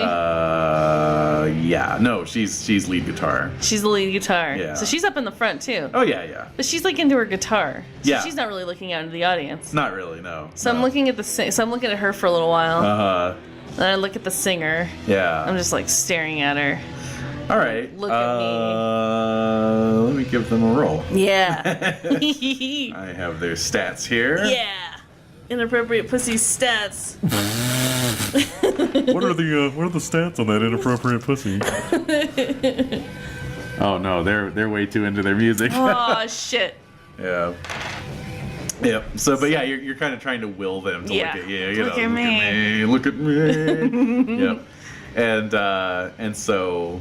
Yeah, you know, They're into their they're doing their thing. They're doing their thing. Yeah, big whoop. Big whoop. And so I look at Talia. Yeah. I look at her. I'm like, yeah, like nod, like this is really good. Like, oh yeah. So let's get another wits plus composure roll with the danger sense bonus, please. What? Wait, what? I'm just enjoying this band. God damn it. I'm just here to enjoy this band. I'm just trying to live my life. Yeah. 1, 2, 3. Nice. 3. All right, so I'm kind of looking around. You're looking at her, and then yeah, you kind of look back over your shoulder in the manner that one does when one is super paranoid. And in that moment, your blood freezes because you can see entering the club is that Mohammed character. What the fuck? Flanked by, you know, two of his thuggy looking guys, although they're wearing like just kind of nondescript. They're not wearing like gang colors, you know. All of them are just pretty low key. But yeah, they're walking in, and he's definitely looking around. Like he's looking for somebody. Could it be coincidence? They're like I am shitting bricks. Yeah. So I turned to Talia and I'm like, I can't, like, where's the exits? Like here, like I'm trying to look around where the exits are. Yeah. Okay, so there's a break. So people are clapping. Yeah, it's like, oh no! Like it's even more obvious. Yeah. So I'm gonna pull Talia away, and we're gonna go into one of those weird shadowy corners. Yep. And I'm like, just talk to me. Just talk to me right now. What? Like about what? I don't know. Just anything. Just like, just talk to me, and like, there's just some guys here, and I don't want them to know that I'm here. Some guys? Just keep looking at me. Okay, all right. So she's looking at me. Yeah. Just talk to me. Tell me about school. Tell me about your school. Okay, well, it's really lame, and I only go there because my dad, makes me go there, and So we're kind of in this little corner. Yeah. And where are they? So they're still walking around, and so at that point, actually, the lead singer of IP, kind of says, "You know what? Can we get the house lights up in here?" Oh my god! No! Oh my god! And so everyone's like, "Oh, what the hell, boo!" And she's like, "No, listen up. We got too many people stinking up the joint in here." And she's kind of like looking. She's got one hand on the mic and she's looking at Muhammad. Oh. And she's like, yeah, I can smell you, buddy. I can smell you. And he's just kind of. This is like borderline racist. Yeah. Like it's kind of like weird. But then she's like kind of pointing at a couple of those pale guys up at the front too. Oh. And she's like, yeah, I saw you come in too. And I thought, okay, whatever. But you know what? We just got too many in here right now. And I think all you all better get the hell out of here. So. And there's just like confused muttering going on. Yeah, so I bet that like gets our attention. Like, so Talia and I are both like staring at the stage, like, what the fuck? Yeah, exactly. What's going on? Yep. But I'm trying to like remain like hidden, Yeah. So it's like, what? Yeah. So how do they react to that? There's all this, people are confused, commotion like, and what stuff. What the hell? And so at this point, Talia grabs your hand and she's pulling you along the wall of the venue, down towards one of the side exits. Okay, let's get out of here. And then you're going through the store and then you're in a back alley. Okay. Oh my god. And she's like, couldn't ask for a better distraction than that. Yeah. Let's get out of here. Come on. So she's still holding her hand. Okay. And you go running up this alley. Past a hobo. Yeah. or two or three. And it smells like piss and I bet puke, it does. I have a car. She says, so do I. Oh. And so you're out on Sunset now. Okay. And then she runs up and like out of her purse produces a valet ticket. Oh. To the valet guys. All right. Oh, they had a valet? Yeah. I parked in free park. Well, it's like one of those third party. Okay. Like they'll just set up on the curb and be but like, parking. No, but we gotta get out of here. She's like, don't worry. No, we gotta get out. So I'm looking at the exit, like the front door. Yeah, because now you're standing. They're gonna come out full view, but you don't hear any music coming out of the theater. No. So presumably there's still this. They're still in there and they're having a confrontation. Yeah. Oh man. Yeah, and then oh no. And then this car comes around and it's a fucking like 1989 Porsche 911. So. Oh my god. All right, can you drive me to my car? She says I can drive you anywhere you want. Oh, that kind of gets me like. Ooh. Yeah, like I was not expecting that. Yeah, it's like, come on, get in. Okay, so I get in like really fast. Like, oh shit. Yeah, no sooner have you sunk down into the perfectly form-fitting bucket seats than she has, slammed the stick shift down into first gear, and you're off, with a squeal of the tires, and like kind of cutting out in front of the traffic on Sunset, Yay. Getting what color some horns is it? honking. It is a silver. Oh. Mm-hmm. All right, so I'm just parked like in this weird little parking compound. So she just she keeps driving, and she says, "I just thought maybe we could go for a drive." Okay. So, all right, sure. Mm-hmm. So what was going on in there? Have those guys ever been in there before? She said, "I don't know. I didn't recognize them. No, but so you seem to know them. Yeah. So what's up with that?" I don't wanna get into it. Yeah, that's fine. I understand. Where do you want to go? I don't know. Where do you want to go? I don't know. We could just drive around for a while. Sure. Yeah. All right. So she takes me around. Takes you around Hollywood area. You drive up into the Hollywood Hills. Mm-hmm. And as you drive, you talk. Mm-hmm. She seems to be fairly evasive, mm-hmm. talking about her father. Mm-hmm. She just says that he's very rich. Mm-hmm. He's a rich Mexican businessman. Oh. She says, like from Mexico? Yeah. Oh. And she hardly ever sees him. But what about your mom? My mom is not around anymore. I'm sorry. Well, how do you live here? You just live by yourself? Yeah, I mean, I've got my residence here, and I've got like fucking servants and stuff. Like, it's kind of embarrassing, but yeah, I've lived here most of my life, so I mean, I don't know. But no, I mean, fuck it, right? Like, whatever. I could show you my house if you want. Oh, no, I mean, you don't have to do that. I hope you don't do that with a lot of people. You never know what kind of weirdos you can pick up around here. So she kind of laughs. She said, I don't mind. Yeah, but that's dangerous. Whatever. It's kind of teenage bravado. I don't care. Well, I really need to get to my car. Why? What's the hurry? Well, no, I just want to be able to... Anyway. I don't know. Just... Things have been tough for the past couple months for me. Oh, yeah? Yeah. What do you mean?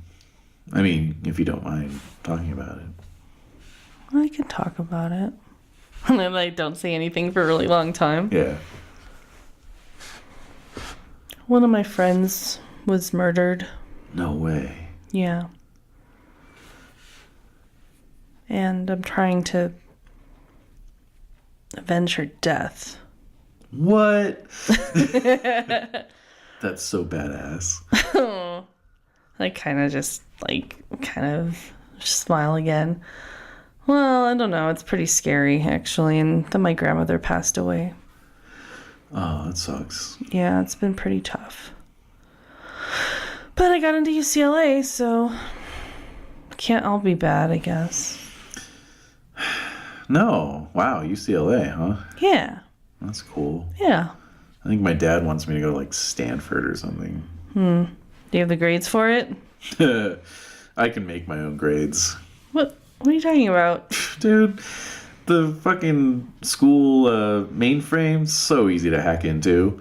What? No problem.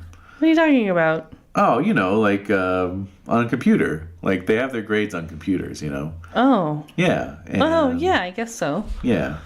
Well, at least this place does. Mm-hmm. And, I kind of know I know my way around a computer, so, I can just get in there and give myself any grades I want. That's pretty cool. Yeah. she looks genuinely like kind of chuffed that you said that. Like, yeah. Haha, validation. Yeah. I'm gonna keep doing these things. Yeah. Yeah. No. I'm gonna live forever. Yeah. No. Things have been pretty bad. It kind of kills the conversation. Yeah. No, I'm just kind of like thinking like of the past couple months, just like, yeah, like I think Amy is realizing like how bad things like. Yeah. Like she can't just easily like pretend that things are okay. Right. Just things are tough. Yeah. And there's a lot of weird shit in the world.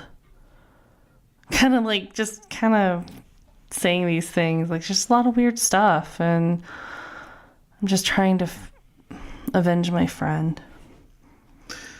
That's I have to say, you're the first person I've met in real life who's like actually on a vengeance track, so so I kind of laugh a little bit. I kind of knew there was something about you when I saw you. What? So she's been sort of wending her way back down out of the hills, and so now you're back on the strip, and you're kind of in the region of Gazaris. Yeah. So she's like, "Where's your parking lot?" Oh, so I show her like where it is. So she pulls off on a side street, where the lot is, and puts the car in park, keeps it running, of course, but she just turns in the seat and says, "Hey, is there like a number I could call?" I don't really have one right now, but... Oh, yeah? Are you, like, living underground? It's clearly, Yeah. thinks it's this, like, joke, Kind of, yeah. No way. Yeah. All right, well... And so she...